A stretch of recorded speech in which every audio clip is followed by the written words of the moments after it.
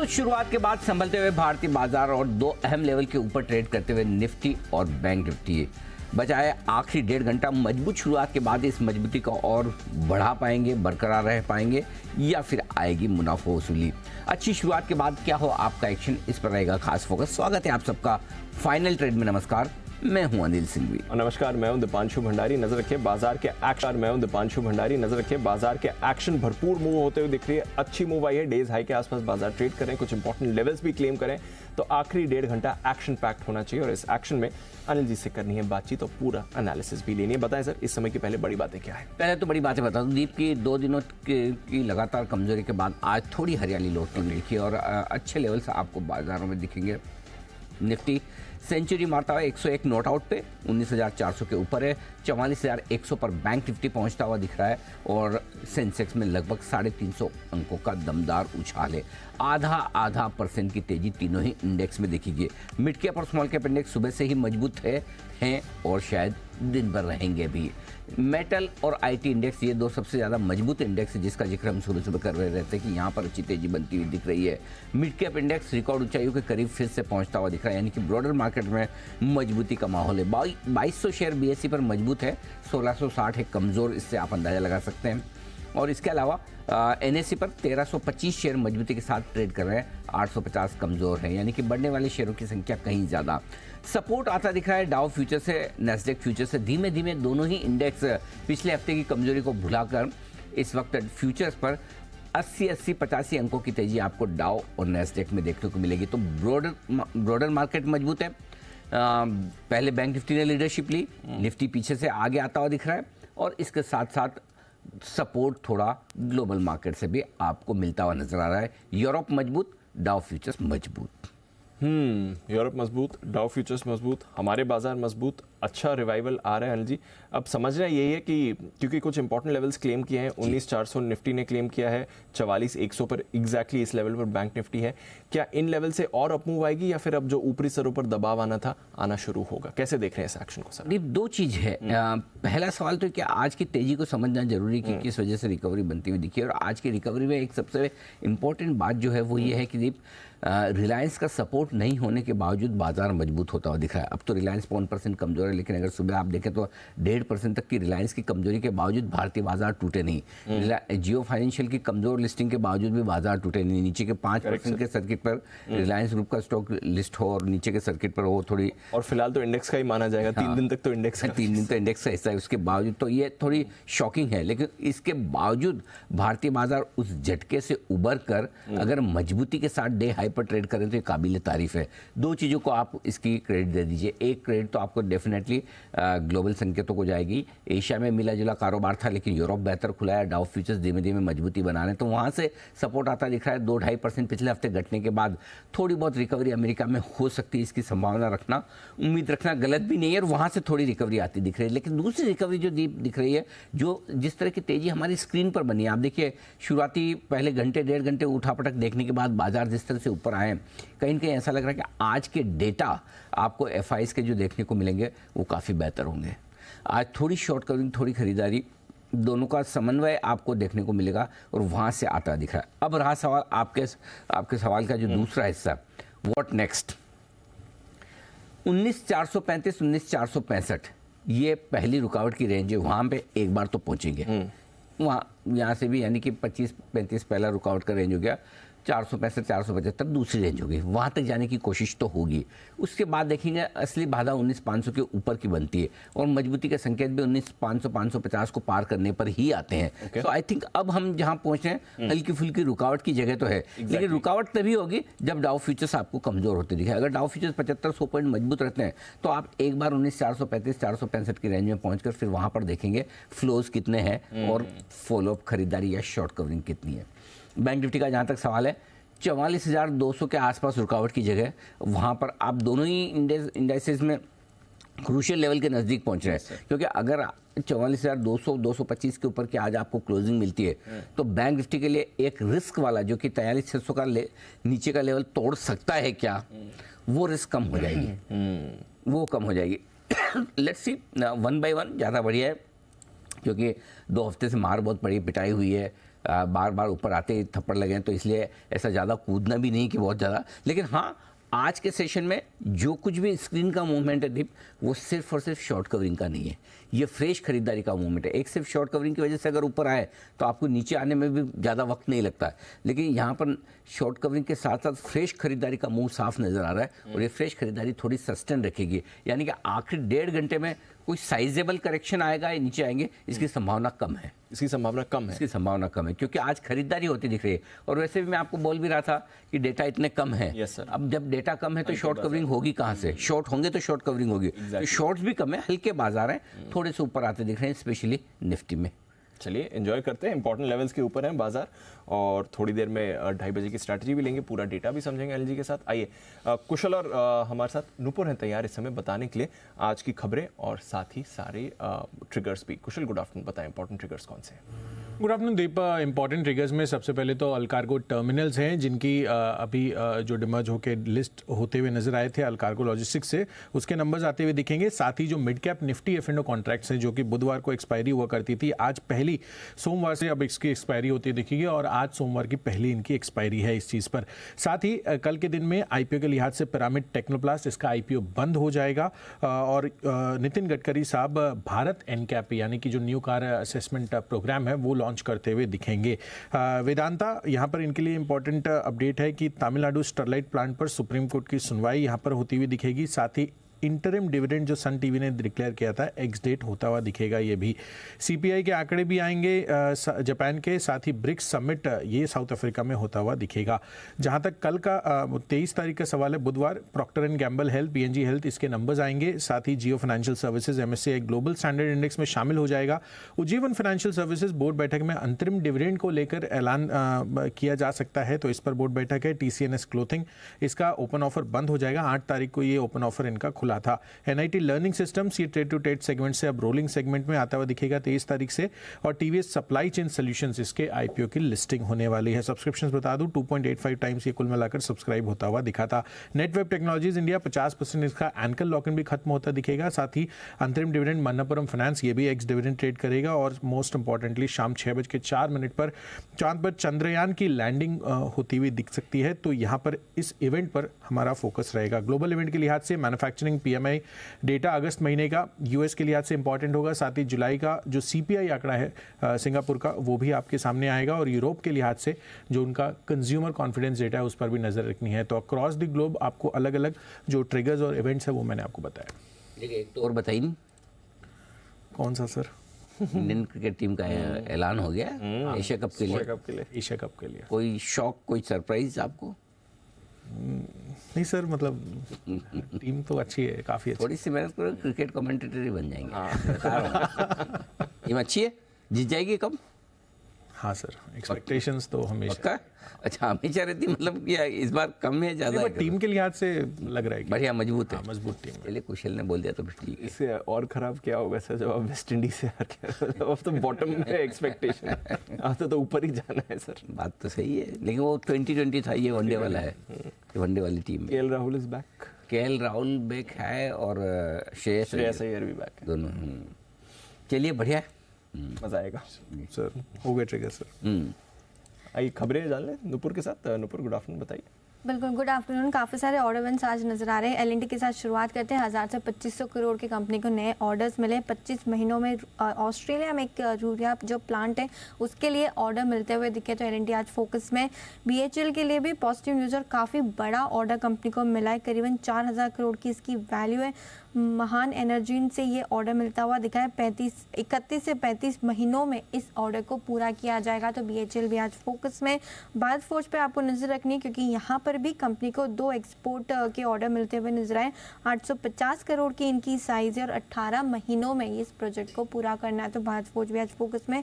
ABB पर भी रखिए नजर, क्योंकि रिलायंस लाइफ साइंसेज से ऑटोमेशन के लिए कंपनी को ऑर्डर मिला है। हालांकि यहाँ पे अमाउंट नहीं दिया गया, लेकिन फिर भी एबीबी इंडिया के लिए पॉजिटिव न्यूज़ आती हुई। डाबर के लिए थोड़ी पॉजिटिव न्यूज़ आपको नजर आएगी, क्योंकि जो सिंगल बेंच ने ठंडा तेल है उसकी सेल्स पर रोक लगाई थी, अब दिल्ली हाई कोर्ट ने उस रोक को खारिज कर दिया है, और साथ ही साथ जो मामला था वहां पर जो है उस आदेश को खारिज किया है, तो पॉजिटिव न्यूज़ है डाबर के लिए भी। ब्लॉक डील्स भी आज है इक्विटा स्मॉल फाइनेंस बैंक में, जहाँ पे 14.5 लाख शेयर्स के सौदे हुए सुबह से, और लास्ट में नाइका करीबन 15 लाख शेयर्स यहाँ पे एक्सचेंज हुए सुबह से। तो ये सारे स्टॉक्स आज फोकस में है। ओके, तो ये सारे के सारे स्टॉक्स हैं आज पूरे के पूरे एक्शन में। आइए इसी एक्शन को बढ़ाते हैं आगे एक्सपर्ट्स के दमदार पैनल के साथ। क्लोजिंग शो की करते हैं शुरुआत। कुणाल जी, राकेश जी हमारे साथ तैयार, सुमित जी भी जुड़ चुके हैं, हिमांशु गुप्ता साहब एकदम चुस्त दुरुस्त तैयार हैं, वागले साहब, सचिन जी और आशु मदान साहब का भी स्वागत है इन सबके साथ। आइए बिल्कुल पहला वागले साहब के लिए वागले का वंडर।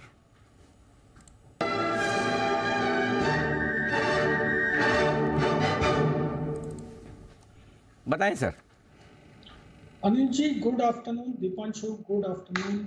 अनिल जी मेरा एक सवाल है आपसे। जी पूछिए। अनिल जी निफ्टी पे मेरा जो समझ है, मुझे ये लगता है कि 19,300 काफी एक स्ट्रॉन्ग सपोर्ट बन चुका है, 50 पॉइंट इधर उधर, और अगर ये 19,450 या 19,500 ही ले लीजिए बाहर निकल गया, तो मेरा मानना ये 20,500 1,000 पॉइंट की तेजी निफ्टी दे देगा। तो आपके डेटा में ऐसा कुछ आपको दिख रहा है क्या? 550 के ऊपर क्लोज, ये सबसे पहले जरूरी है। तो उसके ऊपर बंद होने से एक काम हो जाएगा कि नीचे की रिस्क खत्म हो जाएगी, फिर अपसाइड कितनी बनेगी वही देखना रहा। तो पहले एक बार नीचे का खड्डा भर जाए फिर हम देखें कि कितना चोटी पर ऊपर चढ़ना है। तो 19,550 के ऊपर आप बंद करवा दीजिए बस। मतलब फिर 21 तक आप ले जाएंगे, बराबर है? आप बोलो ना कहाँ तक ले जाना है बस। चलो वो तो मुझे पता नहीं है, लेकिन ऐसा एक स्टॉक है जी। जो निफ्टी के 2100 मतलब 21,000 लेवल्स वाली मूव जो है, वैसी वाली मूव मुझे ये स्टॉक में दिखती है अगले 2 से 3 दिनों में। स्टॉक का नाम है अडानी पोर्ट्स। आज एक बड़ा वाला ब्रेकआउट दिया है, 860 का करंट भाव है।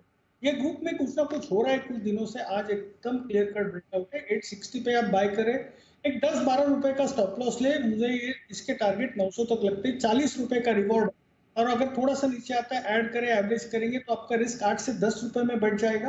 रिवॉर्ड 40 रुपए, 900 का टारगेट आना चाहिए 2 से 3 दिन में। ओके, 860 के आसपास है, 900 का टारगेट, खरीदारी करें। अदानी पोर्ट्स में राय वागले साहब की। आइए आशीष सर भी हमारे साथ है तैयार, एक बार जरा उनसे भी उनका मार्केट व्यू भी लिया जाए और उसके बाद अलग कोई स्प्रेड है तो वो भी बताएं सर। स्वागत है सर, गुड आफ्टरनून, बताएं।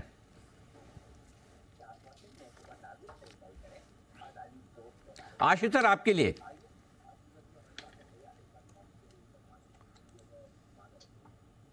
आशीष सर सुन पा रहे हैं? हाँ अनिल जी बिल्कुल सुन पा रहे हैं। गुड आफ्टरनून जी। अनिल जी देखिए, मार्केट ना एक रेंज में लग रही है मेरे को, और ये हफ्ता ऐसा रहेगा अनिल जी जो पिछले एक हफ्ते से देख रहे हैं कि कॉल पुट दोनों अनिल जी स्ट्रैडल ट्रायंगल बेचने वाले को पैसे आ रहे हैं, और मुझे लगता है कि इस बार भी ऐसा ही होगा। तो विद इन नैरो रेंज ही रहेगी, कोई बहुत बड़ा ऊपर नीचे का अनिल जी दायरा टूटने वाला साइन अभी भी नहीं मिल रहा दोनों इंडेक्स में। तो अनिल जी आज मतलब अगले 3 दिन के लिए एक बहुत ही इंटरेस्टिंग स्ट्रैटेजी बनाई है बैंक निफ्टी में। निफ्टी में भी एक स्ट्रैटेजी, एक स्प्रेड है और एक स्टॉक का भी स्प्रेड है। तो आई थिंक वो जब मैं स्प्रेड एक्सप्लेन करूंगा तो थोड़ा रेपिटेटिव नहीं रहेगा, तो मतलब मार्केट का व्यू भी जो नैरो रेंज की मैं बात कर रहा था उससे मतलब क्लैरिटी हो जाएगी, जो हमारा थॉट प्रोसेस है। अगर आप कहें तो अनिल जी मैं शेयर कर सकता हूं। बिल्कुल, तो मैं पहले आप क्या निफ्टी की, बैंक निफ्टी की, किसकी करेंगे सर? अनिल जी निफ्टी की सीधी सिंपल है, वो 1 मिनट में हो जाएगी। बैंक निफ्टी में 2.5 मिनट लगेंगे। तो पहले 1 मिनट वाली स्विंग के सुल्तान आशु मदान।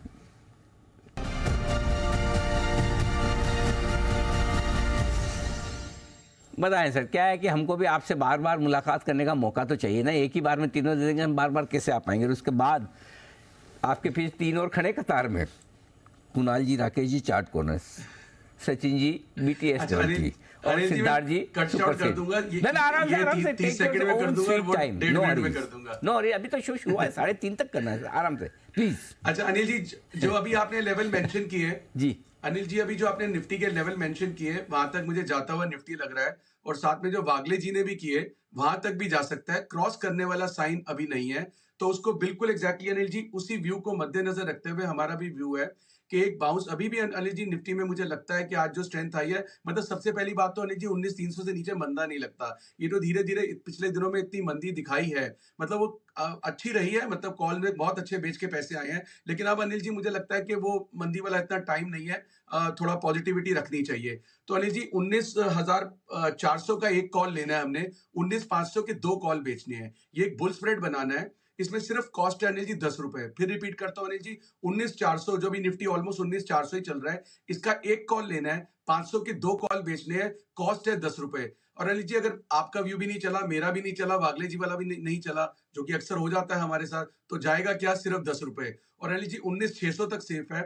अगर 100 पॉइंट की रिकवरी आ गई, मतलब यहां से अगले 3 दिन है मेरे पास, तो अनिल जी ₹10 कब 40, 50, 60, ₹70 दे जाते हैं। तो अनिल जी मैं उसको हमेशा बोलता हूँ, जो पैसा मेरी लागत है वो ये वाली है। लोग सब कहते हैं मार्जिन, बिल्कुल मार्जिन है अनिल जी। मार्जिन अगर एक्सचेंज में एफडी करा के रख दें तो कोई पैसा नहीं लगता, मुझे इंटरेस्ट भी आता है। तो अनिल जी एक ये निफ्टी की स्ट्रैटेजी है, ₹10 की कॉस्ट में 19,400 500 का बुल स्प्रेड बनाना है। अभी यहाँ से थोड़ा सा बाउंस बैक लगता है मुझे, और टुवर्ड्स 500 क्रॉस भी कर सकता है। लेकिन अगर नहीं किया तो अनिल जी, जैसे कहते हैं नहीं किया तो अनिल जी ₹10 मैं कभी भी निकाल लूंगा, मुझे लॉस नहीं होगा। तो निफ्टी में अनिल जी एक बुल स्प्रेड बनाना है।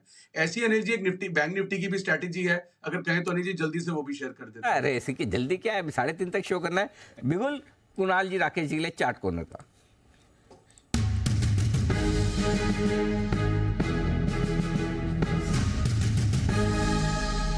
बताए सर। अनिल जी, एफएमसीजी इंडेक्स में एक पॉजिटिव क्रॉसओवर देखने को मिल रहा है बहुत लीडिंग एंड लैगिंग इंडिकेटर्स में, और एफएमसीजी स्पेस से डाबर काफ़ी अच्छा लग रहा है। नीचे में एक राउंडिंग बॉटम पैटर्न फॉर्मेशन है, 555 556 के अराउंड डबल बॉटम, साथ में इंट्राडे चार्ट पर एक राउंडिंग बॉटम है, और टेक्निकली यहाँ पर 580 585 के टारगेट, शॉर्ट टर्म टारगेट्स निकल के सामने आ रहे हैं। तो डाबर पर एक खरीदारी की राय है। Over to Kunal ji. अनिल जी देखिए, पिछले कई दिनों से डाबर कंसोलिडेट कर रहा है और एक मेजर सपोर्ट इस्टेब्लिश हो गया है 558 रुपए के आसपास। हमें लगता है कि स्तर के नीचे जाने की संभावना कम है। यहां से वापस से स्टॉक अपने रिसेंट हाइज को रिगेन करेगा, जो कि 590-95 के हैं। तो मौजूदा स्तरों पर बाय करके चलने में हर्ष नहीं है। यहां पर एक स्टॉप लॉस रखना है 560 रुपए पर, 560 के स्टॉप लॉस से बाय करें। पहला टारगेट होगा 580 रुपए का, इवेंचुअल टारगेट 590 रुपए का, 580 590 के टारगेट के लिए खरीदारी की राय है डाबर में। और अनिल जी जो आज विशेष बात है वो हमारे आशु जी ने जो कहा अनिल जी कि 2.5 मिनट में बैंक निफ्टी की स्ट्रेटेजी देंगे अनिल जी, इतना प्रिसिशन अनिल जी देखकर अनिल जी हृदय गदगद हो गया अनिल जी।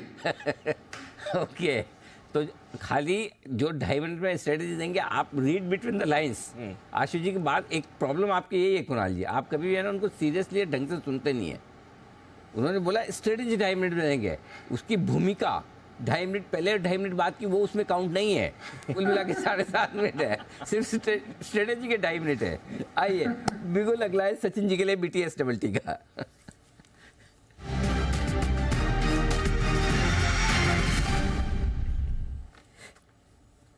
सचिन जी बताएं sir. Good afternoon Anil ji, good afternoon Deepanshu. Anil ji already एक अदानी स्टॉक संदीप सर ने कवर कर दिया है। जो दूसरा स्टॉक हमारे रेडार पे है वो है अदानी एंटरप्राइजेस का। एंड बिल्कुल पिछले हफ्ते में जिस रफ्तार से 2600 के लेवल को ब्रेक करने की कोशिश की थी, इनफैक्ट इंट्राडे उसके ऊपर थोड़ा सा की ओपनिंग हुई है, and through out the day जिस तरीके से यहाँ पर बिल्टअप नजर आ रहा है, मुझे लग रहा है ये स्टॉक काफी अच्छी तरह पोजीशनड है 2800 के लेवल के आसपास स्विंग करने के लिए। तो यहाँ पर अभी भी खरीदारी करने की सलाह होगी अदानी एंटरप्राइजेस के फ्यूचर्स में। स्टॉप लॉस आप यहाँ से 2620 के आसपास लगाए। पहला टारगेट होगा अराउंड 2720 का, बट इवेंचुअली मुझे लग रहा है 2800 के आसपास के स्विंग्स ही बनने चाहिए इसी हफ्ते में। 2720 2800 तक के टारगेट के लिए करें खरीदारी अदानी एंटरप्राइजेज में। सिद्धार्थ जी के लिए बिल्कुल सुपर सेट का।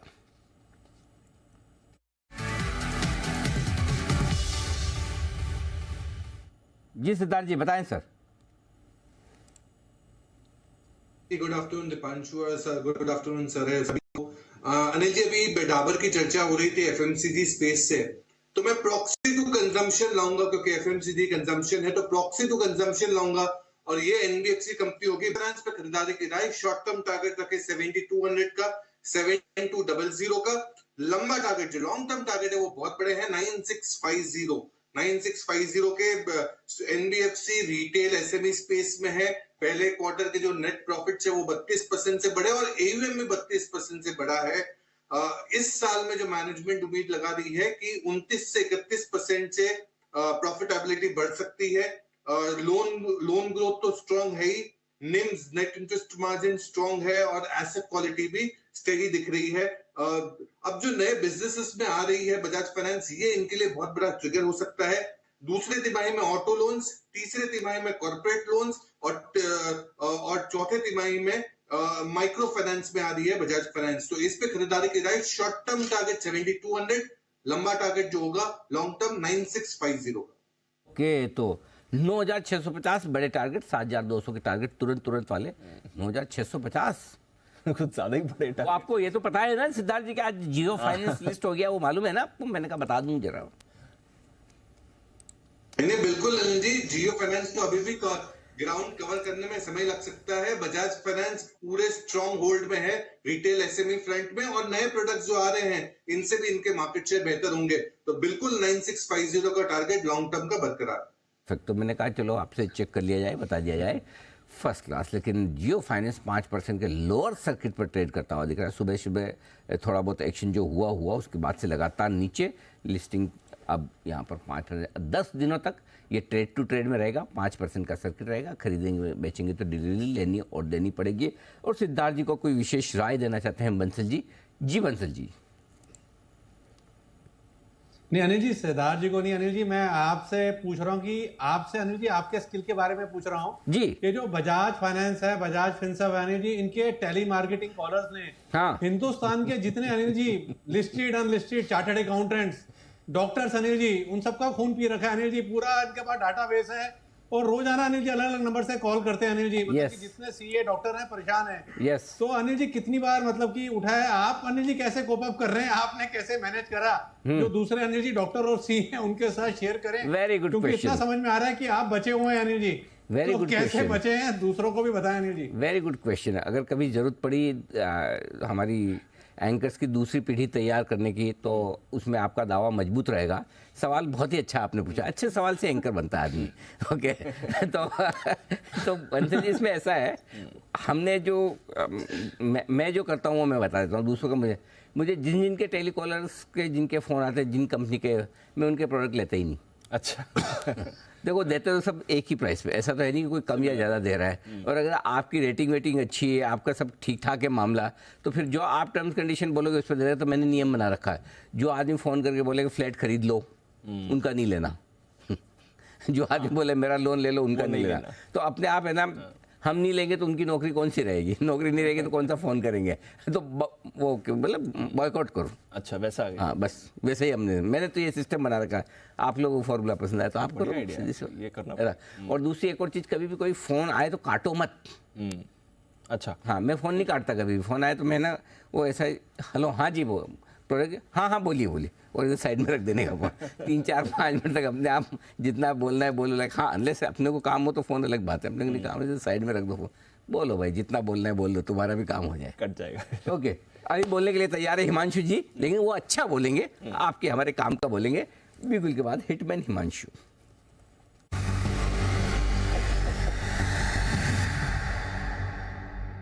जी Himanshu ji. Good afternoon to you Anil ji, good afternoon everyone. Anil ji खरीदारी करनी है पॉलीकैब के फ्यूचर्स में, जिसमें एक अच्छा कंसोलिडेशन देखने को मिला है ऑल टाइम हाइज के आसपास, और जो प्राइस पैटर्न है वो ये सजेस्ट कर रहा है कि ये स्टॉक फिर से एक अपमूव के लिए तैयार है।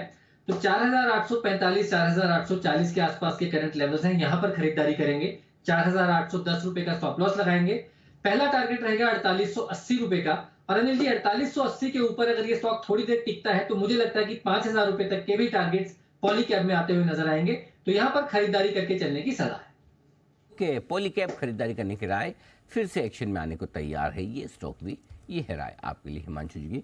4810 का स्टॉक। एक और बिगुल आशु सर के लिए, स्विंग के सुल्तान आशु मदान।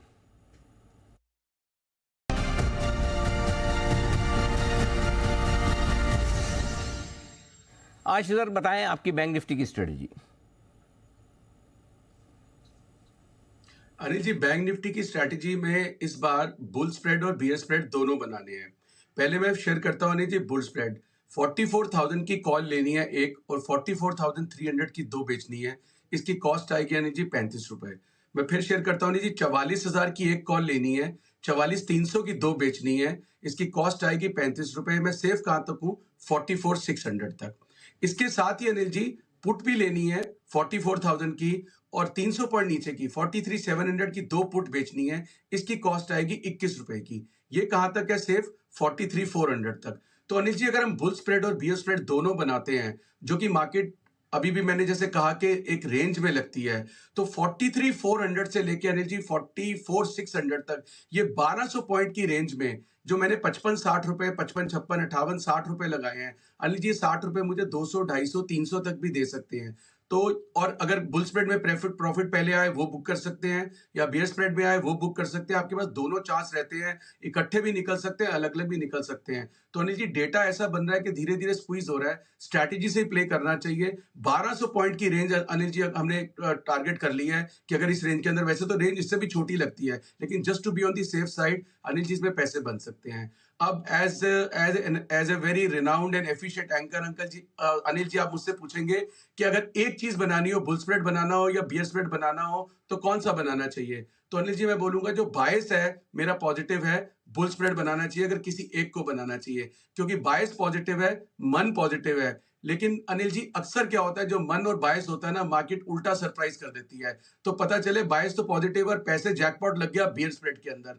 तो मेरा मानना है अनिल जी कि बुल स्प्रेड और बियर स्प्रेड दोनों ही बनाने चाहिए। बाकी जो जिसको एक लगता है जैसी मर्जी है, बट ये बहुत ही अच्छा है। मुझे लगता है कोई भी जो ऑप्शन ट्रेडर ढंग से इस मार्केट में रहता है, वो इस चीज को समझ सकता है, और ये दोनों स्प्रेड बना के अपनी मनूवरिंग और इम्प्रोवाइजेशन से इसको और बेटर कर सकता है, और टाइम टू टाइम इसमें 3 दिन है पैसे बना सकते हैं। तो मेरा तो ये रहेगा, मतलब सजेशन रहेगी कि बुल स्प्रेड और बियर स्प्रेड दोनों बनाने चाहिए। और एक अनिल जी स्टॉक स्प्रेड भी है, बुल स्प्रेड है एक स्टॉक का, वो भी अगर आप कहें तो शेयर कर लेते हो। और अगर बैंक निफ्टी में आपकी कोई ऑब्जर्वेशन है तो आप प्लीज पूछ सकते हैं। मुझे बैंक निफ्टी में जरा पुट वाला बताइए। 44,000 का एक पुट लेना है, 43,700 के दो पुट बेचने, राइट सर? और ये कॉस्ट कितनी आएगी इसकी? 43,700, बिल्कुल जी। सो कुल मिला के 21 रुपए, 21 रुपए, मतलब 55-56 रुपए में आप पूरी स्ट्रेटेजी बना रहे हैं और पूरा ग्राउंड कवर कर रहे हैं 43,400 से 44,600 का, करेक्ट सर? यस सर जी, बिल्कुल परफेक्ट है। तो बिल्कुल ये है आपके लिए स्ट्रेटेजी, और एडवाइस आशु सर की है कि दोनों ही बनाएं, ताकि दोनों बनाने में आपको भी फायदा, आशु सर को भी फायदा है। कैसे? किधर भी जाएगा तो आशु सर की स्ट्रेटेजी सही होनी है। किधर भी नहीं जाएगा तो भी तीन ट्रेड, ये 3 6 12 ट्रेड तो हो गए। तो आशु सर के ऑर्गेनाइजेशन भी खुश है ना, करेक्ट। और अगर किधर भी बड़ा मुंह आ गया तो आप भी खुश, कि दोनों तरफ की आपकी तैयारी है। और नेचुरली अभी जिस तरह का माहौल है ना, 43,400 के नीचे जाने दिखता है ना, 44,600, तो आपके पैसे बन जाएंगे। तो विन विन सिचुएशन है ये। हाँ, आशु सर के लिए भी, दर्शकों के लिए भी, और आशु सर के ऑर्गेनाइजेशन के लिए भी। तो डेफिनेटली जी आशु सर।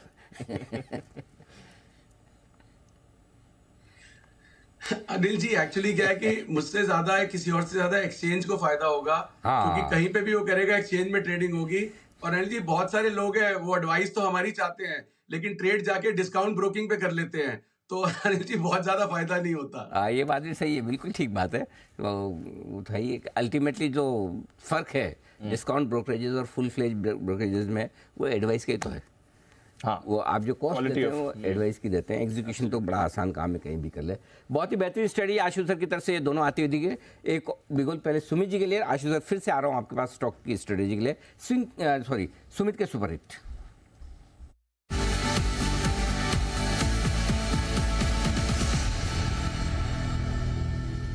जी सुमित जी फरमाएं। अनिल जी, बाय का स्टॉक रडार पे आया है। मेटल सेक्टर के अंदर मोमेंटम बन रहा है। मेटल सेक्टर का जो स्टॉक अभी मेरे रडार पे आया है, उसका भाव चल रहा है 448 रुपए, 448 रुपए 25 पैसे। 448.25 का अभी भाव है। स्टॉक का नाम है हिंडाल्को। हिंडाल्को के अंदर मोमेंटम बन रहा है। कल का हाई ब्रेक कर रहा है, परसों का हाई ब्रेक करने को तैयार है। स्टॉक के अंदर मेरे को लग रहा है कि पिछले 6 दिनों की गिरावट के बाद अब यहां से अपवर्ड मूव वापस से रिज्यूम होने को तैयार है। स्टॉक के अंदर यहां से एक अच्छा बाउंस बैक ऊपर की तरफ देखने को मिलना चाहिए। यहां पे खरीदारी करें। जिन्होंने ले रखा है वो लोग होल्ड करें, क्योंकि जस्ट अभी मोमेंटम का शुरुआत हुआ है, तो यहाँ से एक बढ़िया जंप ऊपर की तरफ देखने को मिलेगा। 438, 440 ये स्टॉक का नीचे में सपोर्ट है। 438 के स्टॉप लॉस से हिंडाल्को में खरीदारी करके चलने का सलाह रहेगा। ऊपर में पहला टारगेट 460 का, दूसरा टारगेट 470 का। ये दोनों टारगेट शॉर्ट टर्म के होंगे, मीडियम टू लॉन्ग टर्म के टारगेट और भी ऊपर के बनेंगे। खरीदारी करें हिंडाल्को 438 के स्टॉप लॉस से 460, 470 के टारगेट से। 460, 470 का टारगेट सुबह से ही बजेंगे हिंडाल्को, और अब थोड़ा और मोमेंटम पकड़ते हुए आपको दिख रहा है बिगुल सचित जी के लिए भी BTS डबल टी का।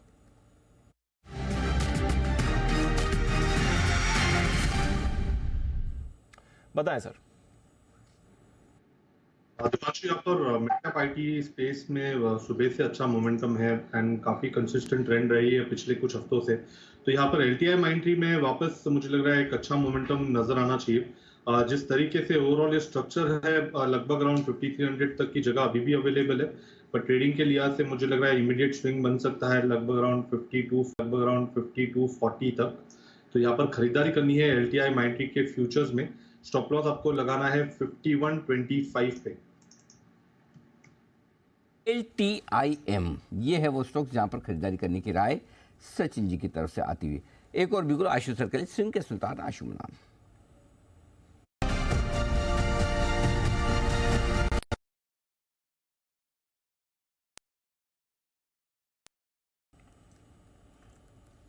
अनिल जी, रिलायंस का भाव चल रहा है फ्यूचर में 2531।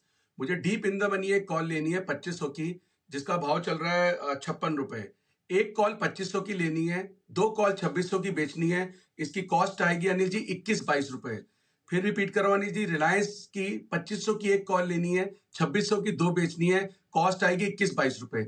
21-22 रुपए का मतलब अनिल जी के 2522 में मेरा फ्यूचर खड़ा हो गया, जबकि अभी राइट नाउ अगर हम देखें तो 2531-32 का फ्यूचर चल रहा है। तो ऑलरेडी मैं 10 रुपए इन द मनी हूं। सेफ कहां तक हूं? 2700 तक। अगले 5-7 दिन में अनिल जी लगता है कि एक बार, जैसे हमने पिछले हफ्ते भी देखा कि एक बार रिलायंस ने मूव दिखाई 2570 की, एक बार वो दोबारा मूव उस तरफ को 2570-80 तक की आ सकती है। तो ये स्प्रेड हमारे को डिसेंट प्रॉफिट दे सकता है। और जाने में अनिल जी कुछ नहीं है, क्योंकि बहुत ज्यादा रिलायंस नीचे भी नहीं लगता। आज ये जियो फाइनेंशियल के चक्कर में चलते थोड़ा सा सबड्यूड है, बट रेंज के अंदर है, कोई ज्यादा मारामारी नहीं है। तो ट्रेड इस तरह से करना चाहिए कि अनिल जी के मतलब इसमें थोड़े पैसे मिल जाए। लॉट साइज छोटा है, अगर 1:2 करेंगे कोई ऐसा डर भी नहीं लगता। अगर बड़ा लॉट होता है अनिल जी, कोई 4-4, 5-5 हजार शेयर का, तो उसमें 1:2 करे, सबको लगता है कि 10,000 शेयर मैंने बेच दिया, बढ़ गया। तो बट ये लॉट साइज ऐसा कंट्रोल में है, तो 100 रुपए के गैप पे बहुत अच्छा स्प्रेड बन रहा है रिलायंस का। और यहाँ से अगर 40-50 रुपए की मूव आ गई, बट मैं फिर बोलूंगा कि लेना ऑप्शन से चाहिए, क्योंकि ऊपर के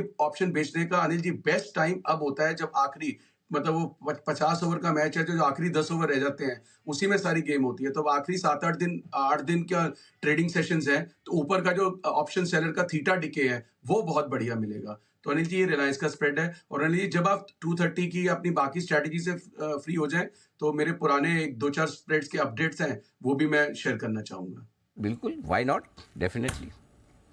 बिल्कुल लेंगे सर अपडेट भी। कुणाल जी, राकेश जी आज फुल फॉर्म में एकदम। देखते हैं डाबर के बाद क्या है उनका इरादा। बिल्कुल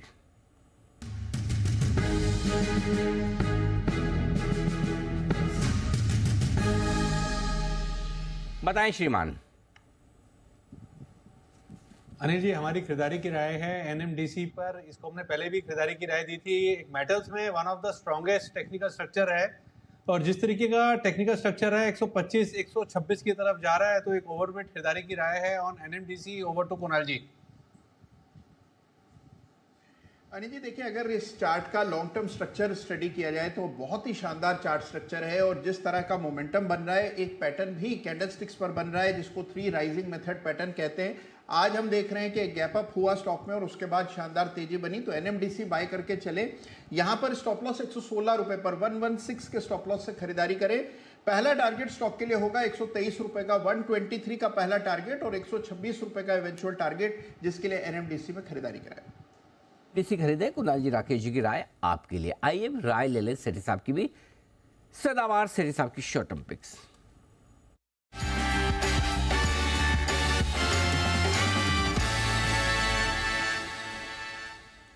सेठी साहब बताएं sir. Good afternoon Anil ji, good afternoon Deepanshu. Anil ji, 2 stocks cash market के जिनमें खरीदारी करने की सलाह है। पहला बताएं सर। अनिल जी, आज का जो पहला स्टॉक है, स्टॉक का नाम है KNR कंस्ट्रक्शन, जो अभी 252 253 के लेवल्स पे ट्रेड कर रहा है। पहले इसके शॉर्ट टर्म टारगेट है 270, स्टॉप लॉस रखना है 245 का। ये कंपनी एक भारत की लीडिंग इंफ्रास्ट्रक्चर कंपनी है जो कि मेनली रोड्स, ब्रिजेस, फ्लाईओवर्स और इरिगेशन प्रोजेक्ट्स करती है। इसके अलावा company urban water infrastructure management भी करती है। फिर एक बहुत ही जबरदस्त एग्जीक्यूशन कैपेबिलिटी है इस कंपनी के पास। 6000 किलोमीटर से ज्यादा के रोड प्रोजेक्ट्स इन्होंने किए हुए हैं और एक अच्छा ट्रैक रिकॉर्ड है अर्ली कंप्लीशन बोनसेस का, इनको कई प्रोजेक्ट्स में मिला हुआ है। बाकी अच्छे इनके पास सफिशिएंट इन हाउस इक्विपमेंट है, तो वो भी एक बड़ा पॉजिटिव एडेड एडवांटेज है।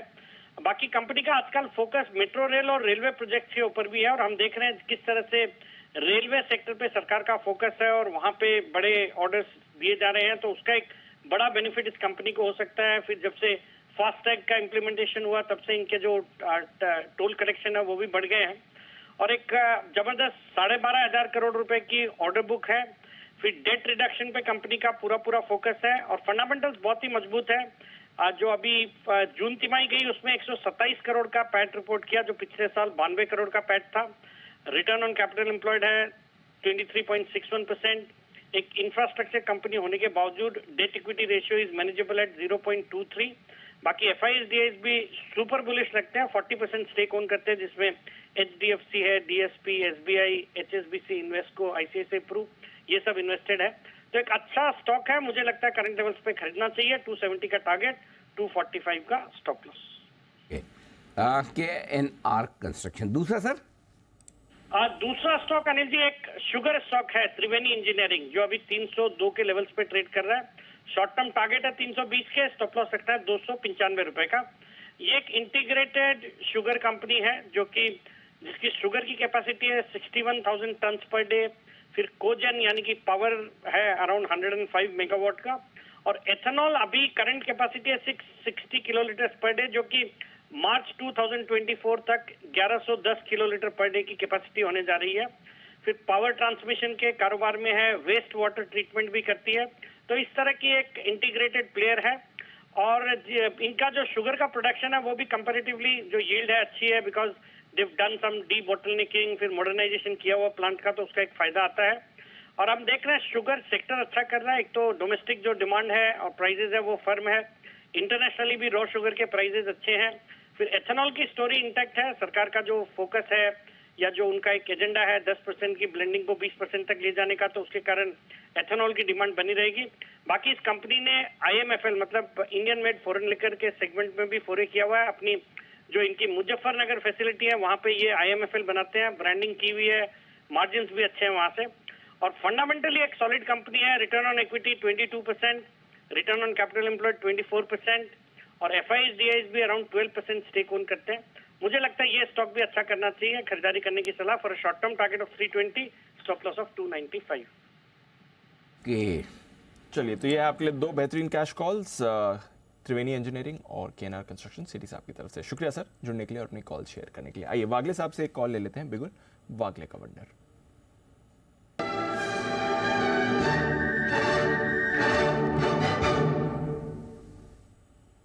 बताएं वागले साहब। दीपांशु, मैंने ये स्टॉक को पिछले हफ्ते भी कवर किया था और ये हफ्ते का भी मेरा ये स्टॉक ऑफ द वीक होगा, क्योंकि मैं सुबह नहीं था। लेकिन मुझे लगता है अगले हफ्ते या अगले इवन 2 से 3 महीने में ये स्टॉक आउट परफॉर्म करेगा। स्टॉक का नाम है डिक्सन टेक्नोलॉजी। अभी 4,870 का भाव है। आप एक 20, 30, 40 रुपए की रेंज रखिए बाय करने के लिए, यहाँ से लेकर नीचे 30-40 रुपए। आपका स्टॉप लॉस 4,680 का होना चाहिए, पोजिशनल कॉल है। और आपका अगले हफ्ते का टारगेट मेरे हिसाब से लगभग 5,100 से 5,200 तक आना चाहिए। और अगर आप 3 से 6 महीने ये स्टॉक को देते हैं तो मेरा मानना है 6,000, 6,200 के बीच में स्टॉक जा सकता है। अच्छी खासी 30-40% की मूव आपको दे सकता है 3 से 6 महीने में। उसके लिए आपका स्टॉप लॉस 4,500 का होना चाहिए। अगले साहब की पसंद है ये स्टॉक। ये स्टॉक कौन सा है? बंसल जी बताएंगे, धन्यवाद भी देंगे। जी बंसल जी, धन्यवाद दीजिए वागले साहब को। वागले साहब धन्यवाद। देखिए अनिल जी, ये सरासर नाइंसाफी है। डिक्सन को अनिल जी डिक्सॉन बोल दो तो ट्रोलिंग हो जाती है। अनिल जी मजाक कर रहे हैं। अभी कुणाल जी ने 123 को 123 पता नहीं कैसे स्टाइल में, अनिल जी इंग्लिश वाला आदमी हिंदी को घुमा फिरा के बोले तो अनिल जी वो जायज है, और हिंदी वाला आदमी इंग्लिश में थोड़ा सा स्टाइल मार दे तो अनिल जी वो गलत है, ये गलत है अनिल जी। बात तो सही है। कुणाल जी ने ऐसा कुछ किया पता नहीं चला है, बड़ी सफाई से बचा के निकल गए। अभी अनिल जी उन्होंने टारगेट दिए थे। हाँ, अभी अनिल जी उन्होंने टारगेट दिए एनएमडीसी पर, देखना था जब वो 123 को किस तरीके से हिंदी में स्टाइल में बोला था अनिल जी उन्होंने। ओह अच्छा, हमारे क्या सिस्टम कैसा था ना बंसल जी, जैसे हमारे क्लास में जैसे टीचर आते थे तो टीचर आते सबसे पहले नजर उनकी शैतान बच्चे पे रहते थे। अच्छा ये मस्ती कर रहा है कि नहीं कर रहा है, Exactly. तो फोकस उसी पे रहता है। तो जो बच्चा शैतान कम होता है ना उसमें नजर कम रहती है। तो इस चक्कर में कुणाल जी ना बेनिफिट ऑफ डाउट ले गए। अब हमेशा नजर आप पे ही रहती है कि आप कुछ तो गलत बोलोगे। इस बार बच गए। बट सुबह बोला तो पहले बंसल जी नहीं था, डिक्सन टेक बोला। हाँ डिक्सन तो नहीं, बंसल जी बोले मैं तो कर रहा हूँ वो ठीक है। अच्छा, कुणाल जी को बाकियों का कैसे आप क्यों छोड़े? नहीं पकड़ रहे? कुणाल जी स्वयं अपनी गलती स्वीकार करें। नहीं अनिल जी, गलती अनिल जी आज आपसे हुई है। अनिल जी आपने कहा कि एंकर्स की जो नई पीढ़ी तैयार हो रही है उसमें बंसल जी हैं जी। तो अनिल जी इस पर बंसल जी बड़ा ऐतराज ले सकते हैं। अनिल जी उनकी पीढ़ी पुरानी हो गई है अनिल जी। हाँ। उनको आप वापस से नई पीढ़ी में डाल रहे हैं अनिल जी, उनके साथ अन्याय है अनिल जी। जी पुरानी मूल पीढ़ी सुधार जो आपको नए करनी नए चाहिए। प्रोफेशन के लिए तैयार हो रही है। I stand corrected. जी चलिए बढ़िया। तो ये है आपके लिए वागले साहब की तरफ से डिक्सन खरीदारी करने की राय, जो कुणाल जी राकेश जी को भी पसंद आता दिखा है। आज सुबह वहां से खरीदारी की राय भी आई। बिल्कुल, तो स्टॉक में है एक्शन। बट आइए बाजार पर क्या व्यू है, लेते हैं अनिल जी की मार्केट स्ट्रेटजी।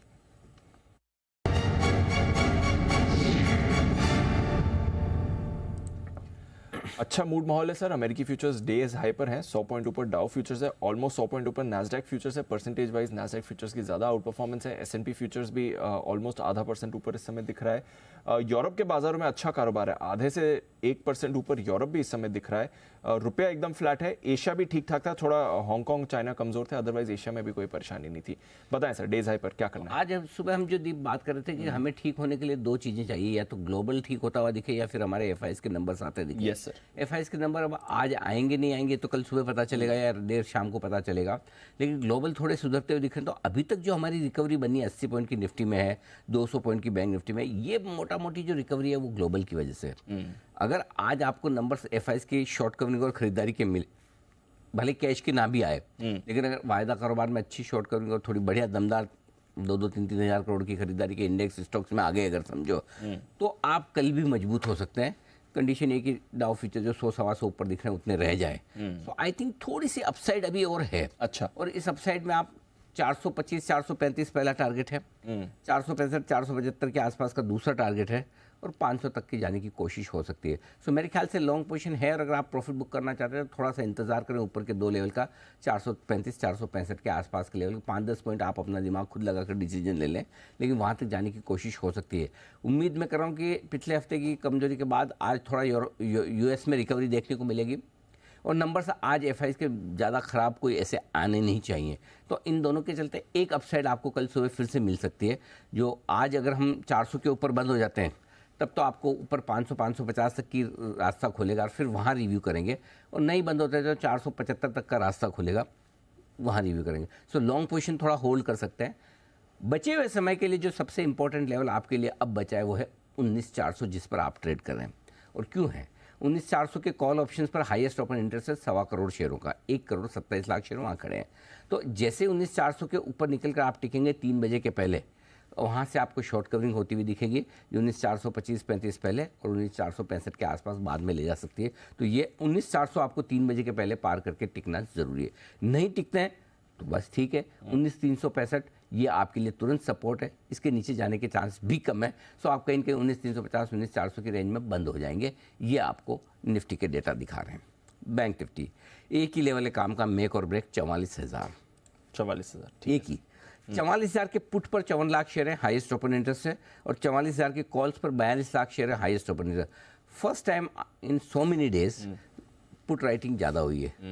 पहली बार बैंक निफ्टी में खरीदारी के नंबर्स दिख रहे हैं दीप जी सर। 43,800 43,900 स्ट्रॉन्ग सपोर्ट जोन बन रहा है। 3 बजे तक आपको 44,000 के नीचे नहीं जाना है। अच्छा। और 44,000 आप टिके रह गए तो 44,200 तक की यात्रा आप आज ही कर सकते हैं। 175-200 जाने की कोशिश और वहाँ से फिर रिव्यू करेंगे। अगर 44,200 के ऊपर आज आप बंद हो जाते हैं तो कल के लिए आप अच्छे संकेत लेकर जाएं। 44,400 44,500 तक की यात्रा कल आप कर लेंगे बैंक निफ्टी पर, ये मान के चले। तो ये लेवल्स हैं जिनके हिसाब से आपको स्ट्रेटजी बना के रखें। Got it sir. चलिए ये है आपके सारे के सारे इंपॉर्टेंट लेवल्स इस समय। सिद्धार्थ जी के पास चलते हैं और लेते हैं एक सुपर सेट।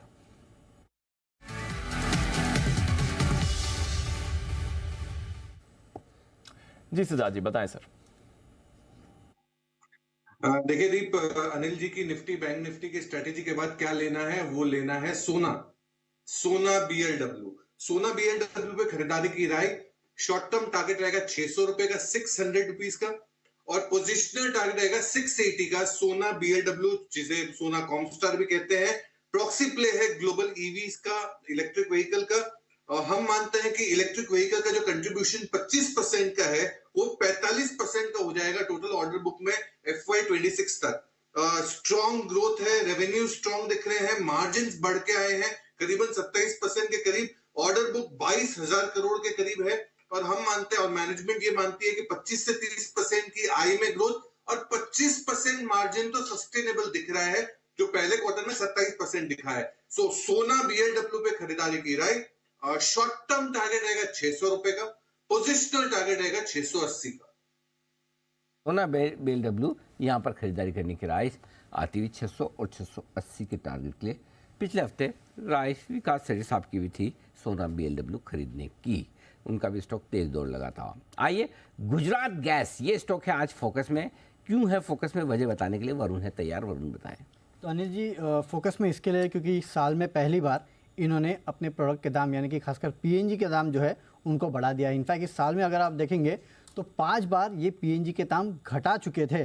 साल के शुरुआत में करीब 48 रुपीज़ पर SCM के आसपास थे, वहाँ से गिर के 38.43 के आसपास आ चुके थे, यानी कि करीब 20% के आसपास की गिरावट ऑलरेडी हो चुकी थी। लेकिन अब फाइनली इन्होंने 6% से अपने दाम जो है उसको बढ़ा दिया है, 40.83 पर SCM हो चुका है। अब देखिए इसके फ़ायदे भी हैं, इसके नुकसान भी है। अब सबसे पहले तो फ़ायदे क्या हैं, देखिए आपने देखा था कि जब इस कंपनी ने अपने प्रोडक्ट के दाम घटाए थे तब कंटिन्यूस इस कंपनी के मार्जिन जो है वो गिरते जा रहे थे। IGL MGL के मार्जिन सुधर रहे थे, लेकिन इस कंपनी के मार्जिन गिर रहे थे क्योंकि इन्होंने अपने PNG के दाम घटाए थे। और कंपनी के कुल ओवरऑल रेवेन्यूज़ में से 50% से ज़्यादा, इनफैक्ट करीब 60-65% के आसपास जो कॉन्ट्रीब्यूशन है वो दरअसल PNG से आता है, और इसके लिए इनके मार्जिन घट रहे थे। अब इन्होंने अपने PNG के दाम बढ़ा दिए हैं, लेकिन PNG के दाम बढ़ाना भी इस कंपनी के लिए अच्छा नहीं होता। क्यों? क्योंकि इस कंपनी का जो PNG है वो बेसिकली इंडस्ट्रीज़ में यूज़ होता है, और PNG का एक अल्टरनेटिव होता है प्रोपेन।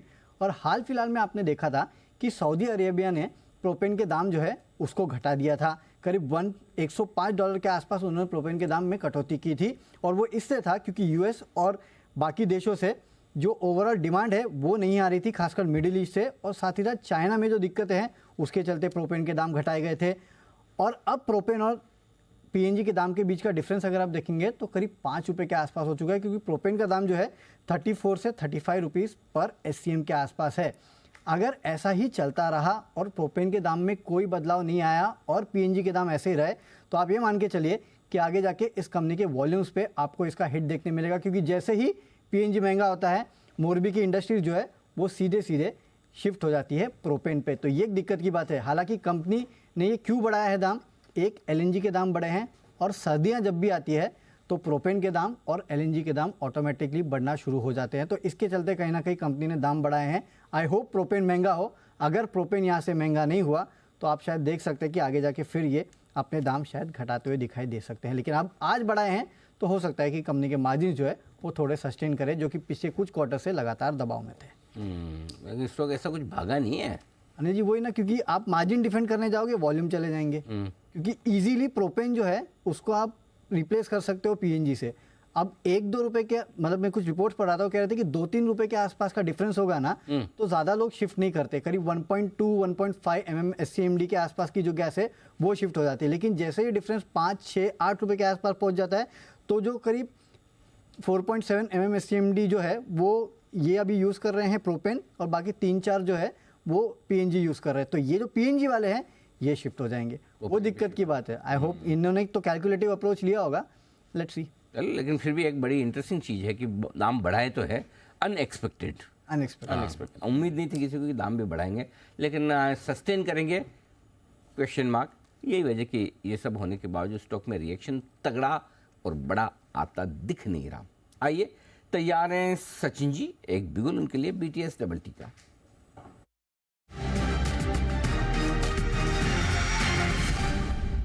बताएं सर।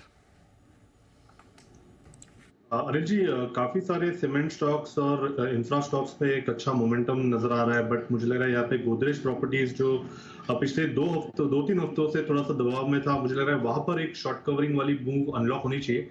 एंड डिस्क्लोजर ये होगा कि हमने हमारे क्लाइंट्स को भी ये रिकमेंडेशन दी है मोमेंटम चेज करने की 1540 के कॉल ऑप्शन द्वारा। बट फ्यूचर्स में भी जिस तरीके से स्ट्रक्चर है, एक राइजिंग 3 फॉर्मेशन है डेली चार्ट पे, एंड प्लस अपने 5 डे एक्सपोनेंशियल मूविंग एवरेज के ऊपर की अभी इसने एक चाल बनाई है। अगर इसका RSI देखें डेली चार्ट पे तो वहां पर एक पॉजिटिव क्रॉसओवर है, तो मुझे लग रहा है ये सारे कंफर्मेशंस है यहाँ पर। एंड जिस तरीके से ये स्ट्रक्चर है, मुझे लग रहा है लगभग एक इमीडिएट मूव बन सकती है 1600 के लेवल के लिए। तो यहाँ पर खरीदारी करनी है गोदरेज प्रॉपर्टीज के फ्यूचर्स में। स्टॉप लॉस आप लगभग अराउंड 1525 पे लगाए, पहला टारगेट होगा अराउंड 1600 का, बट पोजिशनली मुझे लग रहा है एक अच्छी रिकवरी बननी चाहिए एंड 1670 तक एक मूव बन सकती है अगले कुछ दिनों में। 1600 और 1670 के दो टारगेट्स के लिए खरीदारी करें, यह है Godrej properties. Real estate stocks में एक्चुअली थोड़ा मूवमेंट आ भी रहा है इस समय। आइए, सुमित जी के लिए भी एक बिगुल है, सुमित का सुपर हिट।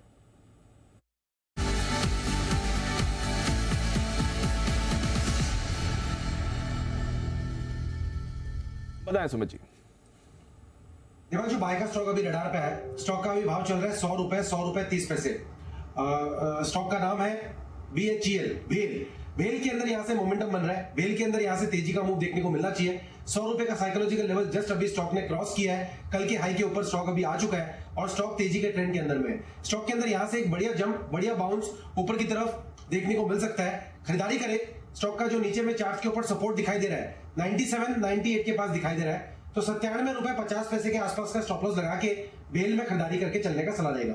ऊपर में जो इसका पहला टारगेट बनेगा 104 रुपए का बनेगा, दूसरा टारगेट बनेगा 106 रुपए का बनेगा। ये दोनों टारगेट शॉर्ट टर्म के होंगे, पोजीशन टारगेट इसके अंदर और ऊपर के बनेंगे। तो 97.50 के स्टॉप लॉस से बेल में खरीदारी करें 104, 106 के टारगेट्स के लिए। 104 और 106 का टारगेट BHEL भेल में करें आप खरीदारी। आइए, आशु सर की तरफ से एक और कॉल है तैयार, स्विंग के सुल्तान आशु मदान।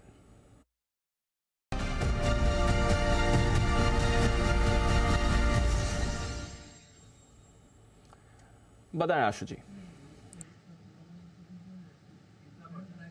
दीपांशु, क्लोजिंग 8 दिन के लिए ऑप्शन प्रीमियम्स बड़े अच्छे बन जाते हैं, कई स्ट्रैटेजीज अच्छी बन जाती हैं। तो एक और स्ट्रैटेजी सामने आई है और स्टॉक की मैंने कहा आपसे शेयर करूं। अभी जैसे सचिन ने भी रियल एस्टेट स्टॉक के बारे में बोला, हमने क्लाइंट से भी शेयर किया है, हमने प्लेन वनीला शेयर किया है, लेकिन स्ट्रैटेजी मुझे मच सेफर ऑप्शन लगती है। DLF 480 रुपए चल रहा है, DLF की 480 की एक कॉल लेंगे और 495 15 रुपए ऊपर की 2 कॉल बेचेंगे। दीपांशु, DLF फिर बोल रहा हूँ, फ्यूचर 480 रुपए चल रहा है, 480 की एक कॉल लेंगे और ऊपर की 495 की 2 कॉल बेचेंगे। इसकी कॉस्ट है 1 रुपए 25 पैसे दीपांशु, सिर्फ 1 रुपए 25 पैसे। मींस 481.25 की कॉस्ट है। अगर DLF ऊपर चलना लगता है, देखो DLF ने चलना है ऊपर, अब ये है कि अगले 5 दिन में चलता है या 15 दिन में, या अब एक ही बार में 25 रुपए चलता है, 30 रुपए 40 रुपए चलता है, या सिर्फ 10 रुपए चलता है 5 दिन में।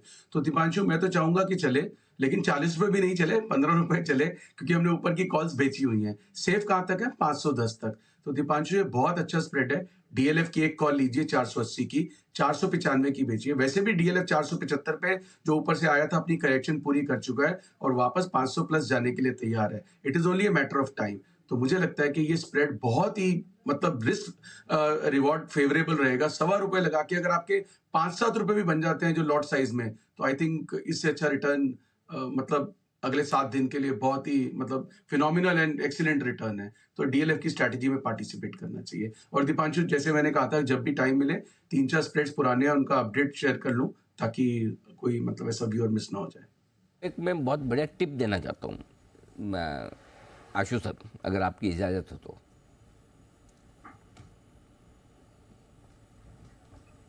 बिल्कुल अनिल जी।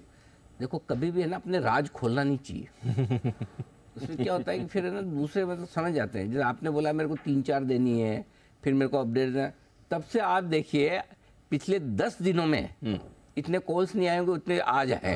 ये सारे के सारे मिलके ये सोचे कि आशीष सर के पास आदमी जा ही ना पाए। बार बार लगातार एक आया, उसके पीछे 2, दूसरे पे तीसरा, चौथा, एक पे कॉल। कभी आपने देखा है कुणाल जी राकेश जी को 2-2 कॉल 3-3 कॉल एक साथ देते हुए? सचिन जी ने 5 दे दिए, सुमित जी 3-4 पाइपलाइन में रखे हुए हैं, वागले साहब 2-3 दे चुके हैं, हिमांशु जी अभी भी हाथ खड़ा कर रहे हैं, सिद्धार्थ जी को सोना BMW परसों दिया, फिर वापस देना है। आप समझ लो मतलब आप। तो इसलिए जब से आपने बोला तब से लगे हैं सब कि कैसे हमारे कॉल बीच बीच में आते रहे। आइए अगला बिल्कुल हिमांशु जी के लिए, हिटमैन हिमांशु।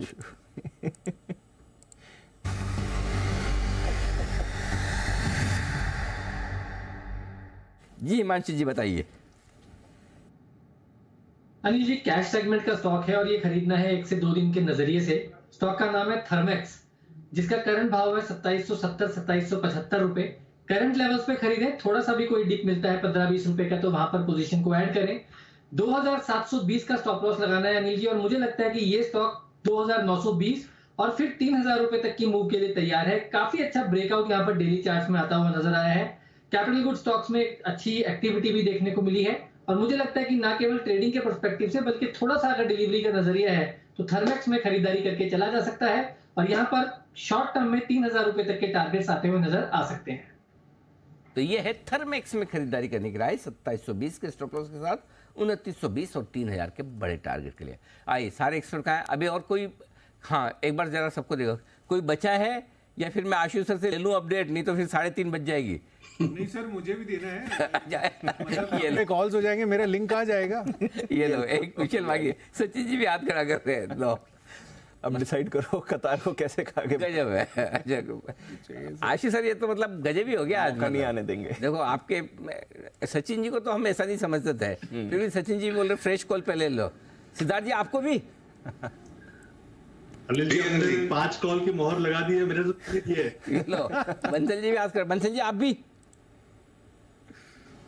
नहीं अनिल जी, मैं एक चीज अपडेट दे रहा हूँ अनिल जी, जैसे वो 3 बड़े बजट की मूवीज आई है ना अभी, घूमर, गदर 2 और एक मूवी और आई है ओ माय गॉड 2।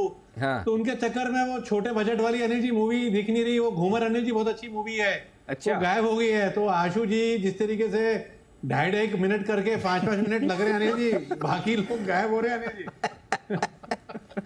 चलिए बढ़िया है, आ रहा हूँ जल्दी आशीष सर आपके पास बिल्कुल सचिन जी के लिए। BTS double T.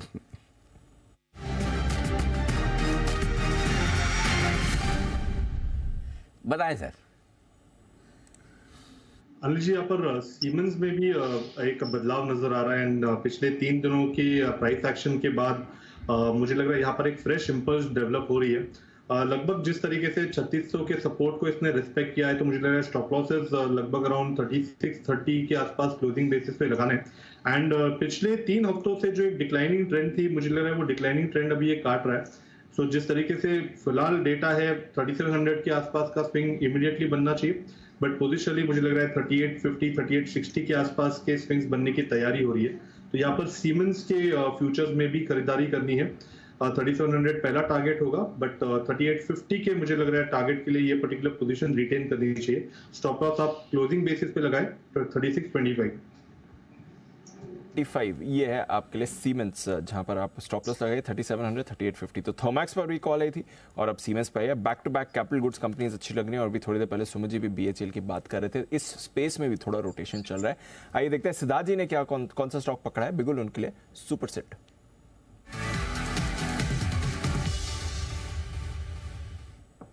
बताएं सर। अनिल जी, ये दीपांशु, ये स्टॉक को चुनने के लिए 2 कारण है, 2 मेन कारण है। एक तो ये स्टॉक अनिल जी का वन ऑफ द फेवरेट है, और दूसरा हमारा इस पे प्राइस अपडेट आया है, और ये कंपनी है ITC। लॉन्ग टर्म के जो टारगेट्स है जो हमने बढ़ाए हैं 530 कर दिए हैं। अब शॉर्ट टर्म में आप उम्मीद लगा सकते हैं 460 के टारगेट्स ITC पे। काफी अच्छी गिरावट हमने देख ली कुछ हफ्तों में।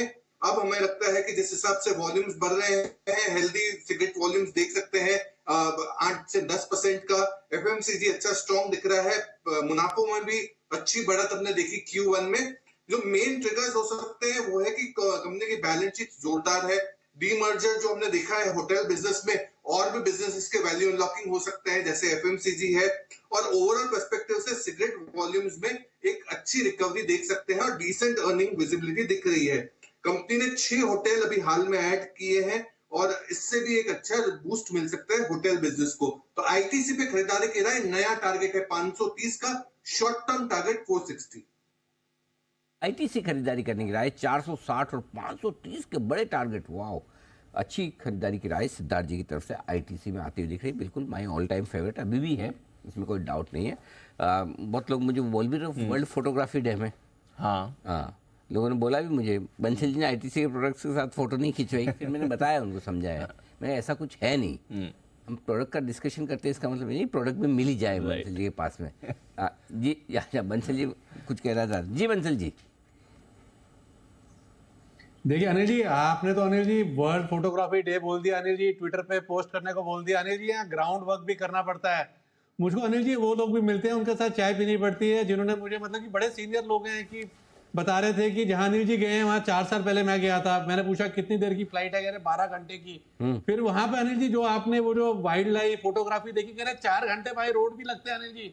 तो ऐसे अनिल जी बहुत लोगों से मिलना पड़ता है, फिर कुणाल जी को समझाना पड़ता है, उदास हुए हैं कि उनको छोड़ के चले गए अनिल जी। तो अभी भी देखिए वो भी जैसे अभी उदास है। आपने बोला कि नई पीढ़ी के एंकर, तो उसमें भी अनिल जी मतलब कि बरनौल की अनिल जी मुझे लग रहा है जरूरत पड़ेगी अनिल जी। तो ग्राउंड पे अनिल जी काफी काम करना पड़ता है मुझको, इसलिए मैंने फोटो नहीं डाली अनिल जी।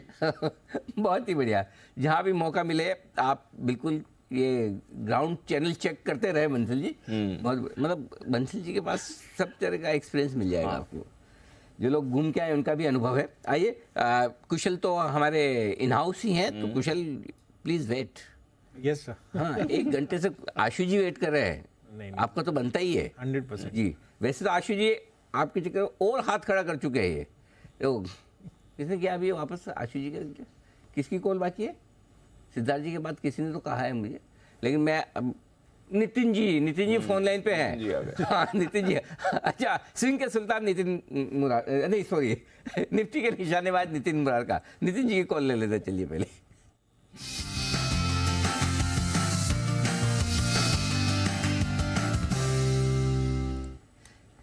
जी नितिन जी बताएं।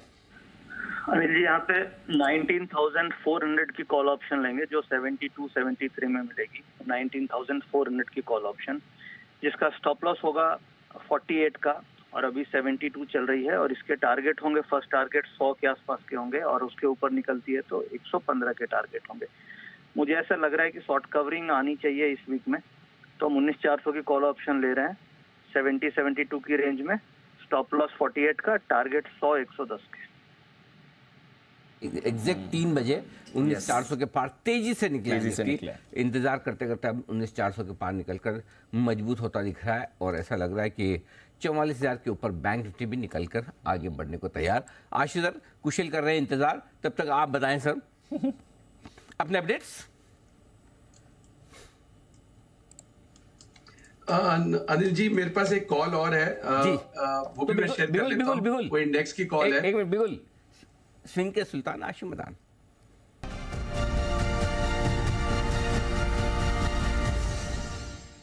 जी सर बताएं। अनिल जी कल फिन निफ्टी की एक्सपायरी है, 19,650 की कॉल का रेट चल रहा है 32-33 रुपए। फिन निफ्टी अभी चल रही है 19,600, 602 के करीब। तो यहाँ से 50 रुपए ऊपर की स्ट्राइक की कॉल लेनी है 32-34 रुपए में। स्टॉप लॉस अनिल जी इसका 10 रुपए होगा, टारगेट 75 से 100 रुपए हो सकता है। तो अनिल जी फिन निफ्टी की प्लेन वनीला कॉल लेनी है कल की एक्सपायरी की 19,650 स्ट्राइक की। और इसका टारगेट क्या रखा जाए? 33 में, 32-34 में लेके अनिल जी 75 से 100 रुपए का टारगेट है। लेकिन अनिल जी मुझे ट्रेडिंग साइकोलॉजी मालूम है, यहाँ से 50 रुपए 55 रुपए कुछ भी होगा, लोग प्रॉफिट बुक करते जाएंगे। और अच्छी बात भी अनिल जी, पैसे आने चाहिए, चाहे कम आए चाहे ज्यादा आए, जाने नहीं चाहिए। तो अनिल जी वो रिस्क मतलब अपना एपेटाइट के हिसाब से है, बट स्टॉप लॉस 10 रुपए का, 32 से 35 रुपए जो भी भाव अभी 31-32 ही था अनिल जी, और यहाँ से डबल और 3 गुना होने के चांसेस हैं इसके। ओके, तो ये है आशीष सर की तरफ से फिर निफ्टी खरीदने की राय। ग्रेफाइट और HG दो स्टॉक आज जबरदस्त एक्शन में, इस एक्शन में होने की वजह बता रहे हैं कुशल हमारे साथ है। कुशल बताइए।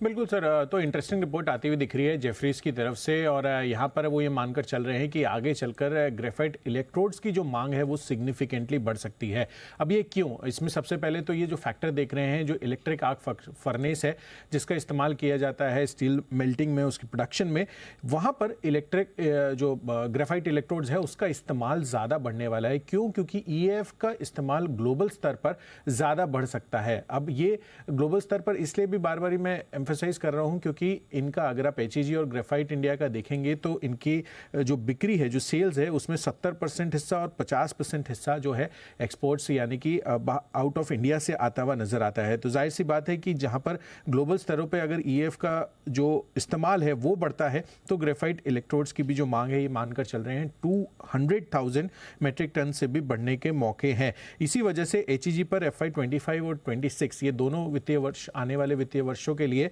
इन्होंने एबिटा का जो अनुमान है इनका 4 से 10% तक बढ़ा दिया है, और HEG में करीबन 28% और 19% ग्रेफाइट इंडिया में ये एक्सपेक्ट करके चल रहे हैं कि अपसाइड पोटेंशियल है इनके प्राइस टारगेट्स के हिसाब से। तो जो प्राइस टारगेट्स इन्होंने रिवाइज किए हैं, खरीदारी की राय तो खैर दोनों में ही बरकरार रखी है, पर HEG पर 1460 से 2170 रुपये सीधा इन्होंने बढ़ाया है, और साथ ही 420 का 515 रुपये का रिवाइज टारगेट ग्रेफाइट इंडिया पर भी ये देते हुए नजर आ रहे हैं। ओके, तो ये है आपके लिए ग्रेफाइट और HEG पर जेफरीज जैसे दिग्गज FI की तरफ से बड़ी रिपोर्ट आती दिख रही है। उस रिपोर्ट का असर आप देख सकते हैं, आज स्टॉक में जबरदस्त एक्शन तेजी की तरफ बनता हुआ आपको नजर आएगा। आइए एक और इंटरेस्टिंग खबर भी लेंगे हम, कुशल हमारे साथ है। उससे पहले एक बार जरा आशु सर, 1 घंटा हो गया, अब तो कम से कम अपडेट्स लेना चाहिए। अब तो सब लोग इतना आशु सर को रोक रहे। सर अब बोल ही दीजिए आपके अपडेट्स। अनिल जी देखिए, 4 स्प्रेड चल रहे थे। एक टाटा मोटर का था, वो मार्जिनल प्रॉफिट में है, मुझे अभी भी टाटा मोटर ठीक लगता है। एक बंधन बैंक का था, वो भी मार्जिनल प्रॉफिट में है। अनिल जी नैरो रेंज के अंदर स्टॉक रहा है, लेकिन यह है कि जो हमने बात की थी कि 220-25, जिसमें कुणाल जी ने भी सपोर्ट किया था कि एक ऐसा बैंड है अब नीचे नहीं टूटना चाहिए। ऊपर गया 2-3 बार 230, 32, 35 तक, लेकिन वहां से ऊपर अभी नहीं जा पा रहा, इसीलिए स्प्रेड बनाते हैं अनिल जी के बीच में रहे तो भी प्रॉफिट आ जाए। तो ये 2 स्प्रेड है जो मार्जिनल प्रॉफिट में है। जो अनिल जी इस बार के लॉस मेकिंग स्प्रेड थे, जिसमें एक सबसे बड़ा धोखा तो SBI से हुआ, जो 620 का 560 आ गया, लेकिन अब 570 के अराउंड मैंने कहा कि इसमें वर्स्ट ओवर हो गया है। लेकिन स्प्रेड का अनिल जी एक जो डाउन साइड है कि अब ऑप्शन का प्रीमियम तो नहीं बढ़ेगा, तो 2 गुना 3 गुना कॉल्स बेच के रिपेयर करनी पड़ेगी, और नेक्स्ट मंथ तक शायद यही चलेगा। और दूसरा जो Anil ji loss making spread था वो ग्रैनुअल हालांकि अनिल जी रिजल्ट के बाद 290 आया, बट मैं सबको बोलता हूं कि ग्रैनुअल रखें, ये वापस 330-40 जाएगा, क्योंकि एक तो रिजल्ट और दूसरा जो बैन में चला गया उसकी वजह से ज्यादा प्रॉब्लम आई है। तो अब 290-95 में स्टेबल हो गया है, सेटल हो रहा है, ये वापस जल्दी ही, मतलब ऐसा नहीं कि कभी ना कभी आगे पीछे करके मैं बोल दूं, बट जल्दी ही ग्रैनुअल जा सकता है, 1 आध महीने के अंदर या उससे भी कम के अंदर। तो जिसने भी ग्रैनुअल वैसे डिलीवरी के लिए जो जैसे रेकमेंड किया था रखा हुआ है 320 के अराउंड भी, तो इसमें कोई ऐसी डरने घबराने वाली बात नहीं है, आगे पीछे करके भाव आ जाएंगे। तो अनिल जी ये 4 स्प्रेड्स का अपडेट था जो मैंने कहा शेयर कर लो। और नए स्प्रेड्स तो Anil ji DLF, Reliance Nifty, bank Nifty सारे आज शेयर किए हैं। बिल्कुल ठीक बात है, तो ये आपके लिए पूरा का पूरा एक्शन आता हुआ दिख रहा है। आइए वागले साहब के लिए बिगुल, वागले का वंडर।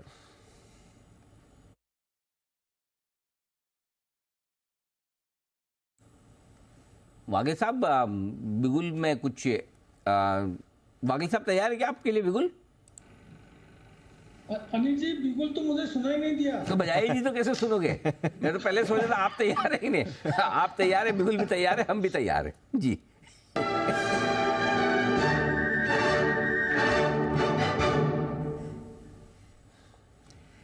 तो वागले साहब हमारे कैसा सिस्टम है ऐसा मैं बताता हूँ आपको। राजस्थान में जब हम बचपन में पढ़ाई करते थे हमको एक चीज़ सिखाई जाती थी कि कोई भी काम करो उसकी प्लानिंग बहुत ज़बरदस्त होनी चाहिए, मतलब एकदम प्लानिंग टॉप क्लास की। और आशु सर सुनना आपके बहुत काम आएगी ये वाली, ये जो मैं बात बता रहा हूँ इस एज में भी बहुत काम आएगी, मैं मजाक नहीं कर रहा। तो प्लानिंग दीप सुनिएगा, तो प्लानिंग पूरी करो कि काम कैसे अच्छे से करना है, अच्छे से करना, और इस लेवल तक प्लानिंग होनी चाहिए कि जब काम अगर सारी प्लानिंग करने के बावजूद, सारा अच्छा एग्जीक्यूशन करने के बावजूद प्लान आपका काम नहीं करे, खराब हो जाए, तो आपकी पहले से प्लानिंग होनी चाहिए कि नाम किसका लगाना है, किसकी वजह से खराब हुआ है। तो उस लेवल तक की प्लानिंग आप हमेशा रखिए कि दोष इसको देना है, दोष इसको पहले वो होना चाहिए, पहले वो वाली प्लानिंग। तो वागले साहब आप सुन नहीं पाए बिगुल, अब हमने बजा दिया, समझ तो गए होंगे आप, बताएं सर। अनिल जी BTST करना है, टाटा पावर 240 का भाव है, 240 के पार निकल रहा है अभी अभी। मुझे लगता है 10 रुपए की वो आपको कल के दिन में मिलनी चाहिए।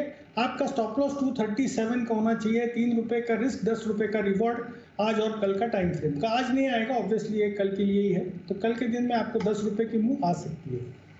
अंशु जी ने भी आज सुबह सुबह टाटा पावर आपको दिया है, धन्यवाद भी दिल से वो देते हुए नजर आ रहे हैं। तो खरीदारी का आय उनकी भी थी और आपकी भी है। सुबह से 234 रुपये पर हिमांशु जी ने रिकमेंड किया था, वहाँ से अच्छा मूव आया है एक टाटा पावर में। अब वागिल साहब की तरफ से खरीदारी करने की राय, 10 रुपये के मूव के लिए 250 तक के लक्ष्य लेकर चले आप। आइए, पनामा नहर, नाम तो सुना ही होगा, पनामा कैनल सुना है मेरे ख्याल से, हमारे सारे नाम सुना है। बीच में एक बार बड़ी सुर्खियों में थी, किसी को आइडिया कुछ? पनामा नहीं, वो तो दूसरी थी। हाँ, वो वो वाली थी, स्वेज जैसी एक और नहर है पनामा। तो इस पनामा नहर की वजह से ग्लोबली एक बड़ा इंटरेस्टिंग डेवलपमेंट हो रहा है जो कि चिंता करने वाला है। तो जरा ध्यान से सुनिएगा, समझिएगा। कुशल डिटेल लेकर आए। कुशल कह रहे हैं कि वहाँ पर सूखा पड़ रहा है, पनामा नहर में पानी की है कमी, और इस पानी की कमी होने की वजह से क्या कुछ असर दुनिया भर के ट्रेड पे पड़ सकता है, जरा कुशल समझाइए। बिल्कुल सर, बहुत ही इंटरेस्टिंग सिचुएशन अभी वहाँ पर क्रिएट हो गई है पनामा कैनाल में। और यहाँ पर सबसे इम्पॉर्टेंट स्थिति ये है कि 200 से ज़्यादा शिप्स अभी वहाँ पर अटकी हुई है। अटकी हुई का मतलब ये है कि स्टॉल्ड है वहाँ पर। पनामा कैनाल का जो पास थ्रू है उससे वो निकल नहीं पा रहे हैं, क्योंकि वहाँ पर ड्राउट लाइक सिचुएशन हो गई, यानी कि सूखे की स्थिति हो गई। अब सूखे की स्थिति किस तरह से हुई है वो मैं आपको बताता हूँ।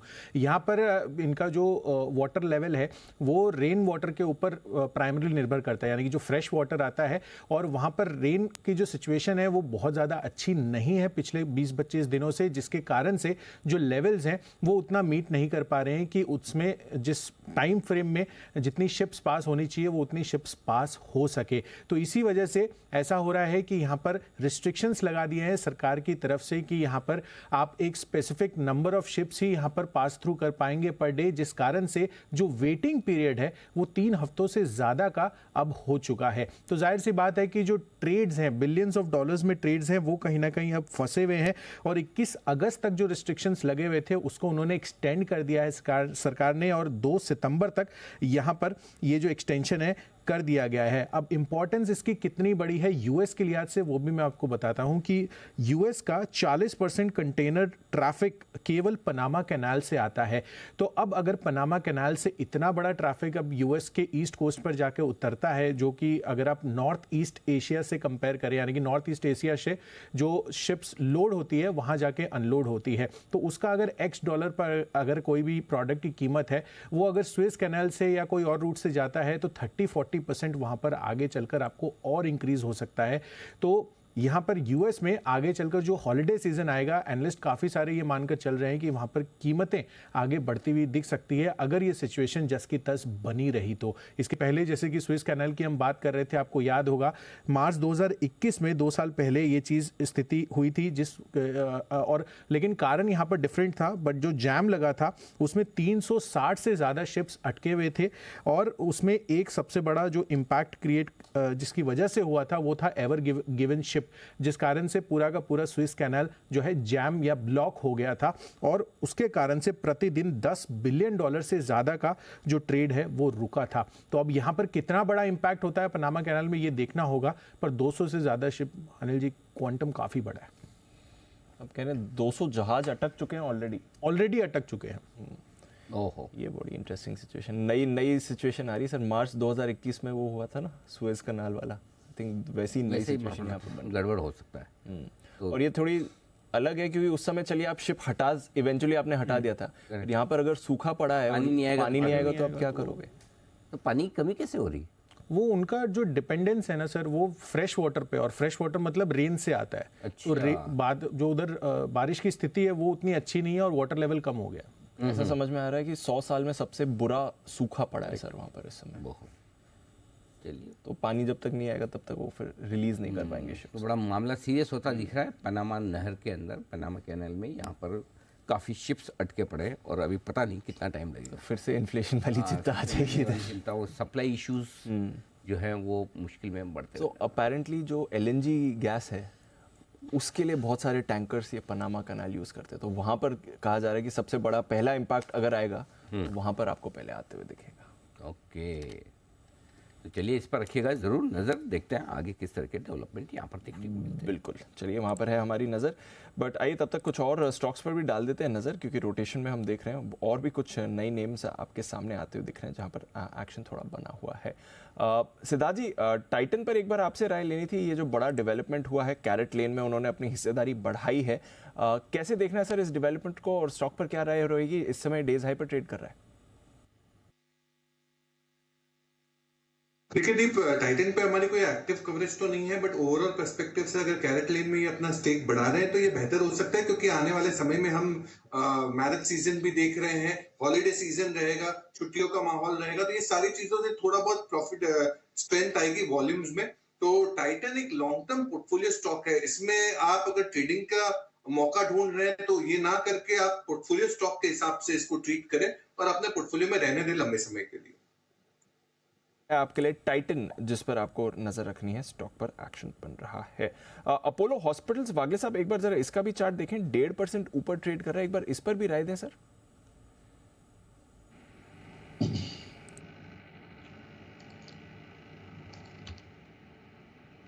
दीपांशु, सुबह से ये स्टॉक में काफ़ी बाइंग देखने को मिल रही है, लेकिन अभी ये एक रेजिस्टेंस के पास पहुंचा है जो कि 4950 4930 ये रेंज है, अभी 4930 है। तो एक मल्टीपल 3-4 टॉप्स 4950 के रेंज में, तो अगर आपको लेना है स्ट्रेंथ तो दिखती है, बट 4950 क्रॉस होने के बाद ही ले, शायद सस्टेन ना हो तो थोड़ा वेट करें। आई थिंक कल के लिए छोड़ना ज़्यादा बेटर होगा। कल आके देखेंगे इसमें क्या करना है, बट नजर रखिएगा अपोलो हॉस्पिटल्स फिलहाल 4930 के लेवल पर आया है, डेज हाई पर ट्रेड कर रहा है। बट मजबूत बाजार में एक स्टॉक है जहां पर आप प्रेशर बनते हुए देख रहे हैं, और वो है आपके लिए Tanla platforms. In fact broader markets में निफ्टी 500 का देखें तो टॉप लूजर है इस समय, 6% का बड़ा कट इसमें आते हुए दिख रहा है। सुबह हमने खबर भी हाईलाइट करी थी, वोडाफोन के साथ इनकी एक पार्टनरशिप थी जिसे एक्सटेंड नहीं किया जा रहा है। तो क्या डर है बाजार का जो इतना बड़ा प्रेशर आ रहा है इस एक डील के कैंसिल होने या एक्सटेंड ना होने के दम पर? एक बार समझते हैं कुशल के साथ। कुशल, बताइए जरा क्या हुआ है यहाँ पर। बिल्कुल दीप, आप देखिए यहाँ पर नवंबर 2021 में इन्होंने 2 साल के लिए टर्म शीट साइन की थी वोडाफोन आइडिया के साथ, इंटरनेशनल मैसेजिंग के हिसाब से, यानी कि जो भी इंक्रिप्शन वे में यहाँ पर इंटरनेशनल मैसेजिंग की जाती है। ऑफ कोर्स आप जानते ही हैं कि तानला प्लेटफॉर्म्स सीपास देने वाली कंपनी है, communication platform as a service. तो यहाँ पर ये जो सर्विस इनकी इन्होंने टर्म शीट साइन की थी नवंबर 2023 तक वैलिड रहने वाली है, और आगे चलकर ये डील रिन्यू नहीं की जाएगी। तो ऐसा तानला प्लेटफॉर्म्स ने ये डिसाइड किया है कि ये डील रिन्यू नहीं करेंगे। तो यहाँ पर सिनेरियो ये बन रहा है कि यहाँ पर वोडाफोन आइडिया जो है उन्होंने रूट मोबाइल के साथ टाई अप कर लिया है, और इम्पैक्ट वाइज मैं आपको बताऊँ, इन्होंने अपने प्रेस रिलीज में तानला प्लेटफॉर्म्स ने कहा है कि यहाँ पर 17 करोड़ फुल क्वार्टर बेसिस पर आय पर असर होगा, और मुनाफे के लिहाज से 9 करोड़ का इम्पैक्ट आता हुआ दिखेगा। तो अगर आप पूरे साल में इस चीज़ को फैक्टर इन कर चलते हैं तो यहाँ पर आय के लिहाज से तो 2% का इम्पैक्ट होगा, पर मुनाफे के फ्रंट पर करीबन 8% के सालाना आधार पर इम्पैक्ट होता हुआ दिख सकता है। अब हमारी अंडरस्टैंडिंग ऐसी है कि ऐसा हो सकता है कि जो कंपनी है तानला प्लेटफॉर्म्स, उनको दिखा होगा कि यहाँ पर जिस लेवल की कॉम्पिटिटिव प्राइसिंग रखी गई है वो चीज़ उनके लिए हो सकता है कि मार्जिन एक्रेटिव ना हो, ऐसी हमारी अंडरस्टैंडिंग है। और इस चीज़ को आगे ध्यान में रखते हुए अब देखना है कि यहाँ पर कंपनी इस चीज़ से कैसे कोप अप करती है, क्या उनके जो कैश फ्लोज फ्री होते हुए नजर आएंगे ये डील ना होने, क्योंकि ऑपरेशनल कॉस्ट भी ऑफ कोर्स ये सर्विसेज देने के लिए उनके लगते हैं। तो अगर ये नहीं होती है और अगर दूसरी कोई डील्स पे शायद अगर वो फोकस करें तो उनको कहीं ना कहीं हो सकता है कि आगे चलकर फायदा भी मिलता हुआ नजर आए। हालांकि ये श्योरिटी नहीं है, हमारी एक्सपेक्टेशन से हमारा अनुमान है, बट लार्जली ये जो अभी डील रिन्यू नहीं हो रही है उस वजह से ही 5 से 6% तक की गिरावट आपको इस काउंटर पर आ जाती हुई दिखी है। तो कह रहे हैं जो इम्पैक्ट है वो नियर टर्म दिख रहा है या फिर ये एक सस्टेनेबल इम्पैक्ट होगा इनके लिए? नहीं, नियर टर्म ही है। आई मीन बहुत ज़्यादा इसको लंबी इम्प्लीकेशंस भी नहीं है, क्योंकि ऑब्वियसली कॉन्ट्रैक्ट साइज तो 2 साल का ही होता है, बट अगर कोई और कंपनी के साथ इनकी डील्स हो जाती है तो इनके लिए ऐसे भी फ़ायदेमंद है। फेसबुक, एयरटेल, ये ऑलरेडी इनके क्लाइंट बेस हैं, तो आगे और कोई किसी टेलीकॉम कंपनी या अन्य कंपनी के साथ ये टाई अप्स करते हैं तो वो मिल भी सकता है। ओके, तो ये है आपके लिए तानला प्लेटफॉर्म की पूरी स्टोरी, और आज ऑफ कोर्स इस डील के बाद यहाँ पर इम्पैक्ट आ रहा है। तो असर आज यहाँ पर आता हुआ दिख रहा है। स्टॉक 6% नीचे आपको नजर आएगा। आइए बढ़ते आगे, और अब वक्त है बैंस नहीं, माफ कीजिएगा, कैश का ऑप्शन, बैंस से बेनिफिट उसके बाद लेंगे। कैश का ऑप्शन सुमित जी के लिए।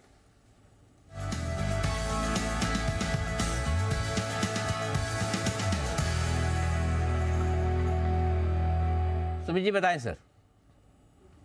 Anil ji, stock specific option अभी रडार पे आया। स्टॉक का अभी भाव चल रहा है 114 रुपया, 114 रुपया 10 पैसा। 114.10 का अभी भाव है। स्टॉक का नाम है GAIL, Gas Authority of India Limited. GAIL के अंदर कल का हाई ब्रेक हो रहा है। पिछले 7-6 दिनों की गिरावट के बाद स्टॉक के अंदर रिबाउंड के सिग्नल मिल रहे हैं और सेक्टर से रिलेटेड इस सेक्टर के सभी स्टॉक्स के अंदर एक एक करके मूव तेजी की तरफ का लोअर लेवल से देखने को मिल रहा है। गेल के अंदर यहां से ऊपर का मूव देखने को मिलना चाहिए और ऊपर में 118-120 तक का मूव देखने को मिल सकता है 2-4 दिनों के अंदर। इसके लिए 114 वाला कॉल यहाँ पे सीएमपी 2 रुपया 10 पैसा, 2 रुपया 15 पैसा ट्रेड कर रहा है, लेने का सलाह रहेगा। गेल का 114 का कॉल यहाँ पे लेने का सलाह रहेगा। नीचे के अंदर इसमें स्टॉप लॉस लगाए 1 रुपया 20 पैसे का, 2 रुपया 10 पैसे का अभी भाव है। ऊपर में टारगेट बनेगा 3.25 रुपए से लेके 4 रुपए तक का। स्पॉट लेवल्स के हिसाब से मेरे को ऐसा लगता है कि स्टॉक के अंदर यहां से 118-120 तक का मूव देखने को मिलना चाहिए। 111 का स्टॉक के अंदर नीचे में सपोर्ट है। जब तक ये लेवल टूटेगा नहीं तब तक स्टॉक तेजी में है। यहां से एक अच्छा मूव दिखाएगा, इसके लिए 114 का कॉल खरीदारी करें 3.25 से 4 के टारगेट के लिए 1 रुपया 25 पैसे के स्टॉप लॉस से। ओके, तो यह है आपके लिए गेल, जहां पर आपको करनी है खरीदारी। ये राय आ रही है सुमित जी की तरफ से। आइए 3:20 भी हो गए हैं। हाँ जी, ओके, पहले 3:20 हाँ चलो कर लो। आज तो 3:20 का वो पता ही नहीं चला, बहुत जल्दी वक्त निकल गया। Very busy day. यस,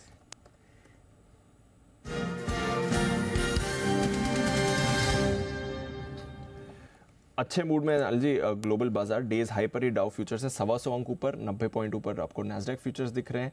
आज आई डोंट थिंक ऐसा कुछ बड़ा है इस हफ्ते के लिए। वो ये एक जैक्सन होल की मीटिंग है, थोड़ी बीच में और फेड की कुछ कमेंट्री आ सकती है। बताएं सर क्या करना है इस समय। तेजी की पोजीशन रखी जा सकती है दीप, क्योंकि वैसे तो क्लोजिंग कोई बहुत ग्रेट क्लोजिंग नहीं है। ऐसा मतलब ऐसा आप उदय वैसी क्लोजिंग नहीं कि बहुत बढ़िया क्लोजिंग, 19,400 के नीचे ही बंद हो रहे हैं या एवरेज होकर उसके आसपास ही आएंगे। तो जो हायर लेवल पर 19,425 400 एग्जैक्ट लो 19,425 का एग्जैक्ट आ गया, बिल्कुल वहीं पर बना है। तो आई थिंक वहीं से बैंक निफ्टी भी 44,000 के आसपास ही, तो हल्का नीचे बंद हो रहा है, तो कोई ग्रेट नहीं है क्लोजिंग।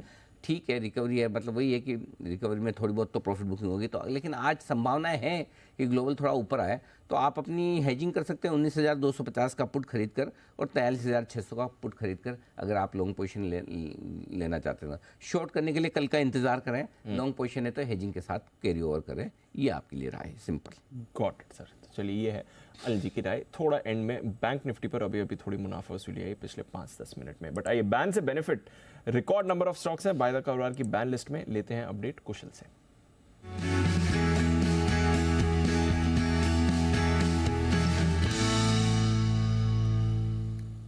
कुशल बताइए। बिल्कुल दीप, आप देखिए 11 स्टॉक से अभी जो बैन लिस्ट में बने हुए हैं। मन्नापुरम फाइनेंस की कल एंट्री हो चुकी थी, यानी कि शुक्रवार के दिन में। पर साथ ही अपडेट है ये कि पॉसिबल एंट्री में मेट्रोपोलिस तो लग रहा है कि यहाँ पर 100% आ जाएगा, क्योंकि इनकी मार्केट वाइड पोजीशन लिमिट 106% पर है। साथ ही BHEL अब ये आ भी सकता है, नहीं भी आ सकता है, 93.5% ये इसकी पोजीशन लिमिट अभी देखने को मिल रही है। वहीं दूसरी तरफ पॉसिबल एग्जिट 4 स्टॉक्स की एक्सपेक्टेड है। Chambal fertiliser 82.8%, Ibull housing almost similar level का मार्केट वाइड पोजीशन लिमिट है। जी एंटरटेनमेंट यहाँ पर 82.5% और ग्रैन्यूल्स यहाँ पर 79.5% है। तो ग्रैन्यूल्स की ऑलमोस्ट डेफिनेटली है कि यहाँ पर 80% के नीचे इनकी MWPL हो जाएगी और अभी भी यही स्थिति दिखा रही है। तो 4 एग्जिट्स और 2 एंट्री ये एक्सपेक्टेड है इस बारी। एग्जिट किस किस की हो रही है? चंबल फर्टिलाइजर, आईबुल हाउसिंग, जील और ग्रैन्यूल्स। और एंट्री में मेट्रोपोलिस और BHEL लग रहे हैं। ओके, मेट्रोपोलिस और BHEL पर अभी थोड़ी देर पहले सुमित जी की कॉल भी आई थी, बट रखिए नज़र, यहाँ पर ये काउंटर एंट्री के लिए तैयार हो सकता है। ओके, कुछ और स्टॉक्स पर बात कर लेते हैं, क्योंकि कैश स्टॉक्स में भी बढ़िया रोटेशन है। इंडेक्स से ज़्यादा आपको मिड कैप स्मॉल कैप में तेज़ी दिखी है, स्पेशली मिड कैप इंडेक्स जो 0.1% की तेज़ी दिखा रहा है। डेटा पैटर्न्स, बंसल जी जरा इसका चार्ट देखें, आज 11% का बड़ा उछाल इस स्टॉक पर आते हुए दिखा है। जरा इस पर राय दें सर। दिपांशु, अच्छा टेक्निकल स्ट्रक्चर है तो जिनके पास है पहले तो बिल्कुल यहाँ पर बने रहने की राय है। गिरावट पे दीपांशु वहाँ लेने की कोशिश करनी चाहिए। और इस स्टॉक को दीपांशु, मैंने और कुणाल जी ने लिटिल लेस देन 1400 के अराउंड हमने 10 की कमाई में भी रिकमेंड किया हुआ है। तो इस पर तो आप रखिए नज़र। एक और काउंटर है ट्राइडेंट, जहाँ पर बड़ी मूव आज आई है। अगेन 11% ऊपर ये भी है। हिमांशु जी एक बार ट्राइडेंट का भी चार्ट देख लें सर, जबरदस्त एक्शन आया है 10-11% ऊपर, इसमें क्या करके जाना है सर?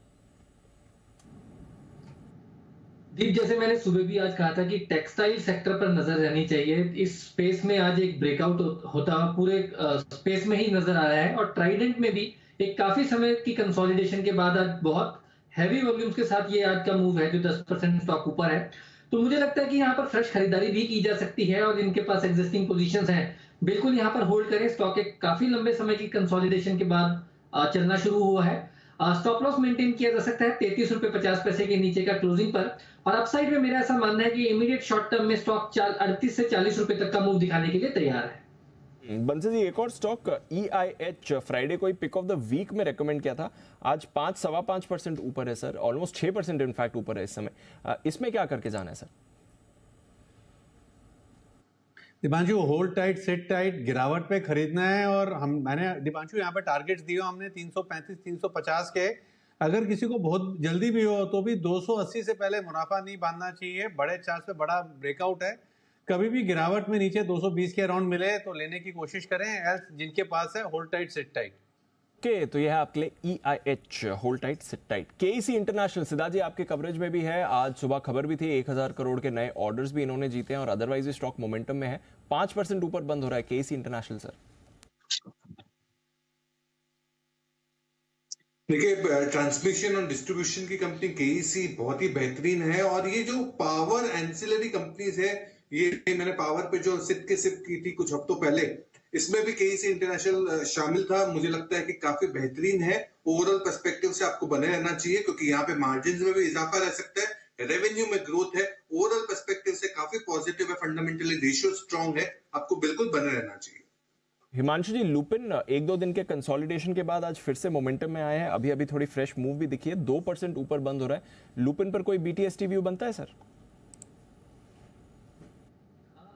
ऐसा कोई बहुत स्ट्रॉन्ग प्राइस फॉर्मेशन या प्राइस पैटर्न नहीं है। हालांकि 2 दिन की करेक्शन के बाद स्टॉक थोड़ा सा लोअर लेवल से एक रिकवरी अटेम्प्ट कर रहा है। पोजिशनली व्यू पॉजिटिव है, लेकिन फ्रेश खरीदारी के लिए कोई ऐसा यहाँ पर कोई पैटर्न फॉर्मेशन नहीं है जिसके बेस पर मैं BTST यहाँ पर दे पाऊँ। ये है आपके लिए लुपिन पर राय आती इस वक्त। आइए वर्ल्ड फोटोग्राफी डे, बिल्कुल बहुत सारी पिक्स और भी आई हैं, दिखाई भी थी कुछ बढ़िया तो पिक्स। अगर अभी आप देखना चाहें तो मैं दिखा। Yes sir, let's see. जरा एक बार जल्दी से देख लीजिए क्लोजिंग हो उससे पहले, क्योंकि ये किसकी आई है भाई? शैलेंद्र त्रिवेदी। अरे ये तो आप ही है। मेरे साथ ये आपके साथ कैसे? नहीं, ये तो कुछ जोड़ तोड़ वाली है, मेरे साथ वाली नहीं, पता नहीं। ये तो मेरी तो मेरे घर की दिख रही है पीछे। तो मैं तो जानता नहीं। अच्छा, हमारी टीम ने कहाँ से निकाली? अच्छा, ये इन्होंने डाली है मेरे साथ। बट ये कोरिलेशन कौन से स्टॉक की बात कर रहे हैं? पता नहीं अभी इसमें कौन सा स्टॉक, मैं तो लिस्टेड हूँ नहीं। नेक्स्ट बुलिश तो आप पर ही है। पलाश जी ने ओके टाटा मोटर्स के साथ खींचा है, वेरी गुड। पलाश जी का फेवरेट रेशमा बवेजा जी। अरे वाह, डिफेंस स्टॉक है टाइप होगा, डिफेंस वाली टीम है। डिफेंस वाले कोई स्टॉक उनकी पसंद का, लेकिन कहाँ जाके खिंचवाई, ये भी जोरदार है, मानना पड़ेगा। परिमल जोशी साहब होंडा, भाई साहब होंडा थोड़ी लिस्टेड है। चलो कोई बात नहीं, कोई सप्लायर होगा शायद होंडा का, ठीक है। आदित्य पाठक साहब इंडिगो लग तो ऐसे रहा है, लग तो इंडिगो टाइप है। चलिए बढ़िया है। गिरीश जी बच्चे को तो छोड़ देते हैं, जिलेट इनकी पसंद का स्टॉक है ऐसा लग रहा है। चलिए बहुत बढ़िया। मैनकाइंड, अरे वाह, हाल ही की लिस्टेड कंपनी, यहाँ पर योगेश तपकाल साहब की पसंद का ये शेयर आया है, वेरी नाइस। ओके, तो और इसके अलावा राजेश जी का, राजेश जी ये कौन सी बाइक, बुलेट है? आयशर, लगता है ये आयशर इनकी पसंद का स्टॉक, फटाफट ले आइए हाँ जल्दी से। और अनुज शर्मा साहब को भी टाटा मोटर्स पसंद आया, छोटी सी बच्ची के साथ, very nice. SBI Tanveer Ahmad sahab, very good. Next, okay, doctor Hussain Abbas sahab, elephant, इसमें कौन सा शेयर है भाई? बाजार का हाथी हो ये सर? ना ओहो हाँ, पिडलाइट भी हो सकता है, वो उनका वो है ना लोगो में। अच्छा, दो हाथी वो खींच रहे हैं। मुझे लगता है अगर पीडीलाइट से इनकी अगर क्या है हेड चिपकी हुई है तो हाथी ऐसे उठा लेगा इनको। वैसा लग रहा है बिल्कुल। कभी कॉल का जोड़। ओके, ये तो वो है ना हेक्टर, नहीं MG की है, MG की गाड़ी नहीं, ये महिंद्रा का है, ये महिंद्रा की गाड़ी। ओके, महिंद्रा, अलग लोग। मानू जी ने महिंद्रा खरीदी है, वेरी गुड। और मनीष प्रसाद साहब टाटा पावर पर बुलिश है, जोड़ तोड़ करके बनाई पिक्चर, वैसे साथ तो नहीं लग रही। ओह, जी बिजनेस पे बुलिश है सलमान खान साहब, वाह लग रही सलमान ही रहे एकदम, बिल्कुल बहुत ही बढ़िया। उन्होंने जी बिजनेस के साथ ही फोटो ली। हरीश गौतम साहब ये क्या है? राइस कोई KRBL, okay, LT food KRBL kind of, okay. Next Abhishek Bagrecha ji ने, अच्छा सारेगामा, ओ कारवां, वेरी नाइस नाइस नाइस, बढ़िया। और अर्जुन एस साहब ने ब्रिटानिया पसंद किया 50-50, वेरी गुड अर्जुन जी। और ITC पसंद किया है ओली पुंटो साहब ने, क्या बात है, ITC होटल में जाके कोलकाता में photo, very good. SGX Priyank Patwa साहब, ओके चलिए। और बताइए जल्दी से, दीपक कंथारिया साहब है, इन्होंने CA Thar Mahindra, very nice. और ज्योति माहेश्वर जी ने पसंद किया है वोडाफोन आइडिया, क्या बात है। तो चलिए बहुत बढ़िया सर, ये सारे आज आपके लिए आते हुए दिख रहे हैं। आइए, किसी कोई कॉल बाकी तो नहीं, पहले बता दें 30 सेकंड बचे हैं, मैं बिना बिगुल के ले सकता हूँ। जरा कहाँ है हमारे सारे एक्सपर्ट्स को दिखा दीजिए, एक बार दिखा दीजिए, लेकिन नहीं भी है तो भी, क्योंकि एक मुझे इनसे बात करनी बहुत जरूरी है। जरूरी है सर। आज इन्होंने क्या आपको बताया, आज आपने एक विश्व रिकॉर्ड की बराबरी की है, किसी को कोई आइडिया? सुमित जी आप विश्वास नहीं कर रहे, आपने किया है ऐसा एक विश्व रिकॉर्ड। और ये विश्व रिकॉर्ड ये है आशु सर, जिसमें जी आशु सर बता रहे हैं। जी आशु सर बताइए। सर आफ्टरनून शो में number of calls, maximum number of calls. सही जवाब, सही जवाब, बिल्कुल। तो अब तक का हाईएस्ट रिकॉर्ड 25 कॉल्स का था, आज 25 पर बराबर एकदम 25 टाई हो गया, टाई हुआ है आज। अगर एक आध आप जोर लगाते तो 26 हो जाता है, लेकिन मैं अगर मैं हिंट दे देता तो 2-5 आ जाती है, तो फिर मतलब नहीं ना, वो तो रिकॉर्ड ओरिजिनली बनना चाहिए। और उसमें आशु जी के जो 4 अपडेट थे वो मैंने नहीं गिने हैं, मैं बता देता हूँ। अपडेट्स को हटाकर फ्रेश कॉल्स 25 हुई इस बार आज, क्या बात है, जबरदस्त। और मजे की बात 25 में से 25 ही ऑलमोस्ट, एक आध बैंक निफ्टी का स्प्रेड वगैरह छोड़ दो, जिसे आप पुट स्प्रेड वाला जो है वो बेयर स्प्रेड जो है, अदरवाइज तो सारे के सारे जो है लॉन्ग कॉल्स हैं, बिल्कुल सर लॉन्ग कॉल। चलिए, तो ये रिकॉर्ड आज आपने बनाया, रिकॉर्ड तो नहीं लेकिन बाजार ने रिकवरी जरूर दिखाई है। 70 अंक ऊपर बंद होता हुआ निफ्टी, बैंक निफ्टी 110 पॉइंट ऊपर बंद हुआ है, और सेंसेक्स बंद हुआ है 267 पॉइंट ऊपर। बाजार फाइनली क्लोज होते हुए 19,393 पर 83 अंकों की तेजी के साथ 44,002 एग्जैक्ट 44,000 पर जाकर, तो बेसिकली 19,400 44,000 पर बंद होते हुए निफ्टी बैंक निफ्टी बड़े लेवल्स पर आपके लिए। ठीक है, विदा लेने का वक्त है। बिल्कुल सर। कुणाल जी, राकेश जी, आशु जी, हिमांशु जी, दिल्ली के चारों महानुभावों का बहुत बहुत धन्यवाद।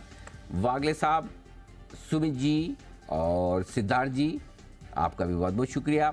और पूना से हमारे सचिन जी का भी बहुत बहुत धन्यवाद आज साथ देने के।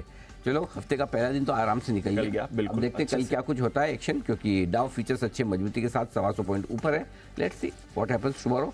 मुझे दीजिए इजाजत।